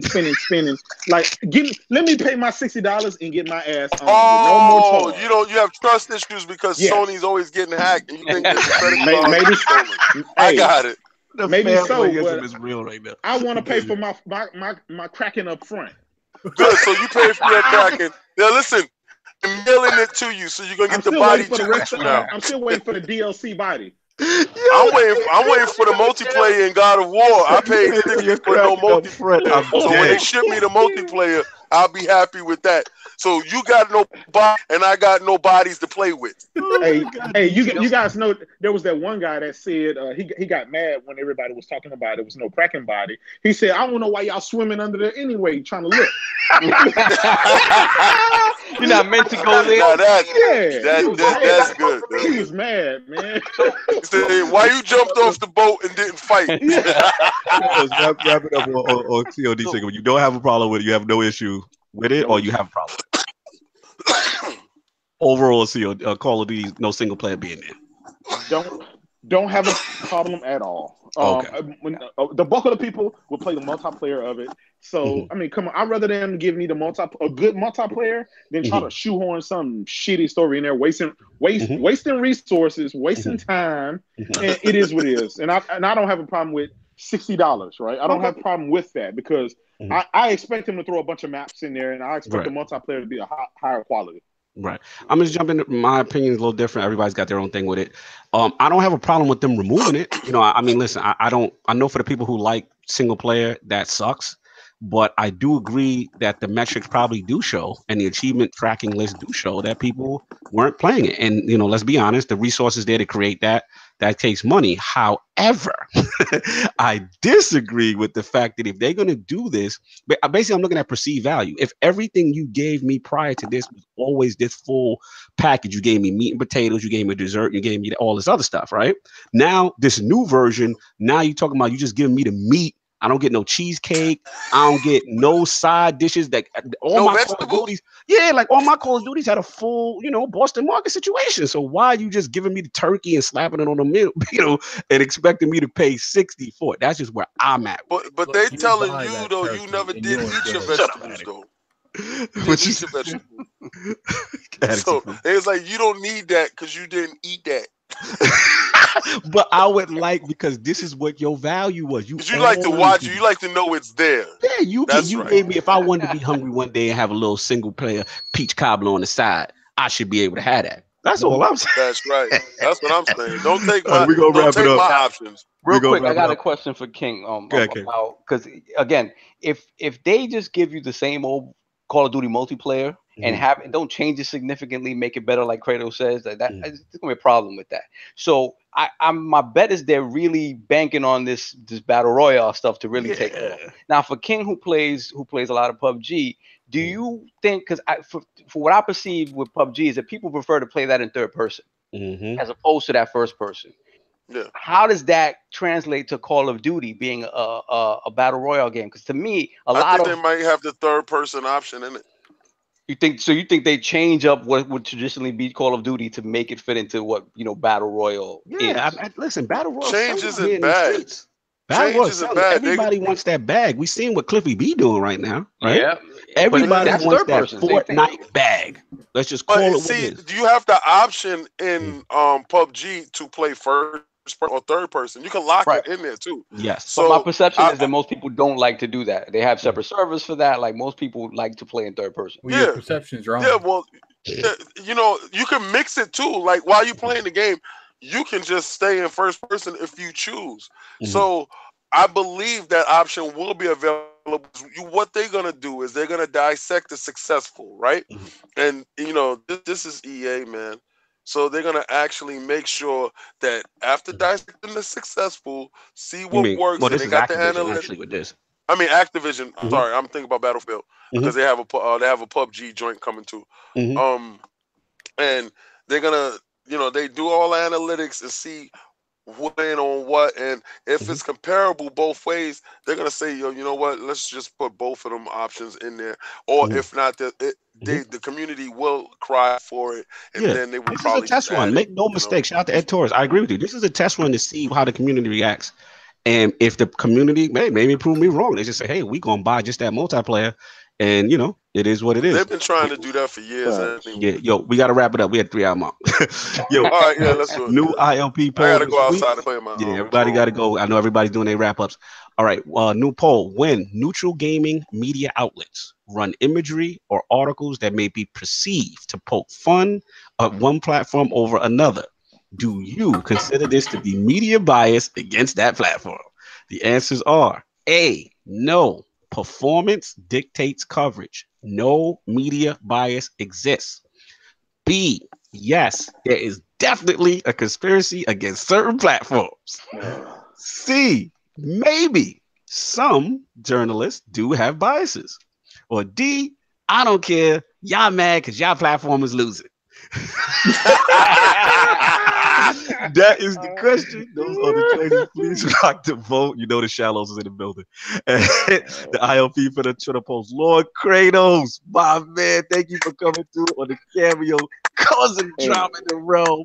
I loved it, man. Kicked up dust. We limping along, man. Kratos.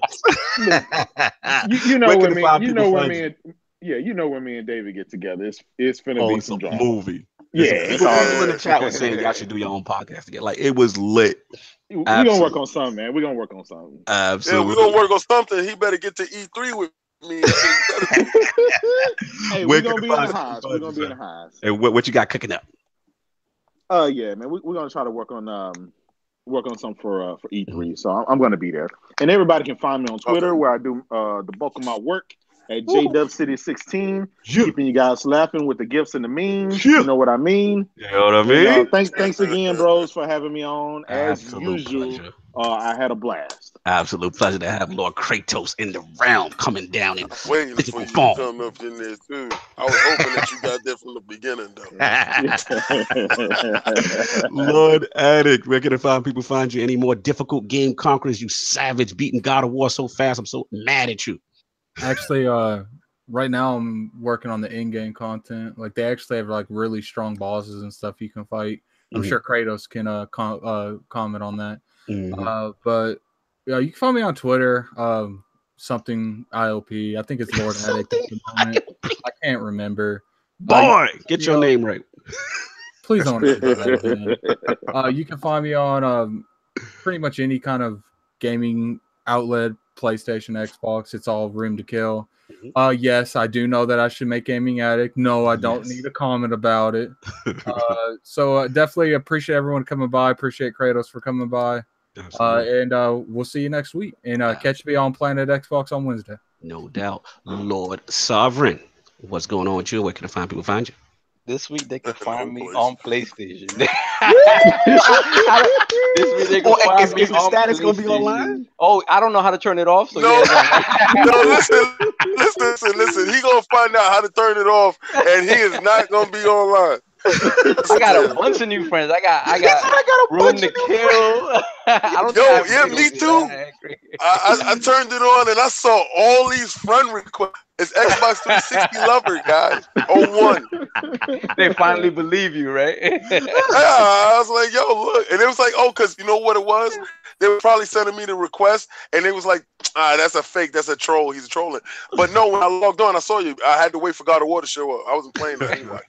So Sav will be on God of War. That's where you can find you. That's where you can find me. Lord King, the excess get money premium gamer. What you got going on with the find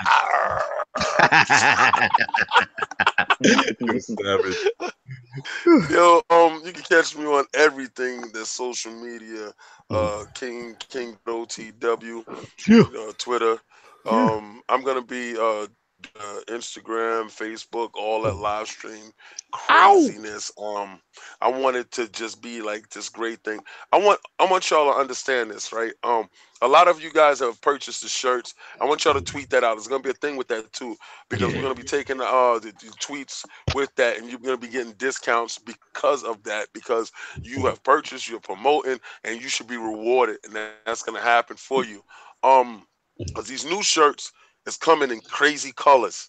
And I have the female woman gamer in mind.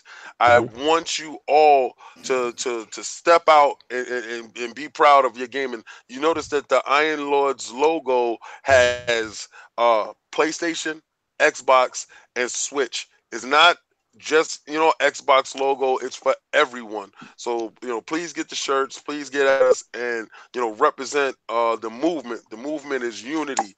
They're all presented at one point. So as you see, Kratos is here. We joke around, we play around, but we all play together. Facts. That's what's up, man. Of course, it's Lord Cognito here, man. Another one in the books. Again, shout out to Lord Kratos for coming through, man. And what I love about Kratos is like, he reps his platform, but we got our platform, but we can still come in and have fun. You know what I'm saying? And just debate, and is all love, and that's what we need in the community, man. Like, it's what's up. And shout out to everybody who took the time out for the whole Xbox Addict thing. That was real good to see. Like I said, the community come together. We lost our gaming brethren. Links in the description for the GoFundMe for his family. You know what I'm saying? The wife, the kids, and all that. Make sure everybody's okay. Everyone in the chat. The chat was absolutely lit. Shout out to Ybarra. Flashpoint 12 is up. Destiny on a little comeback, y'all. Y'all might want to listen if y'all interested. You know what I'm saying? Wow. Damn it. But for those who are interested.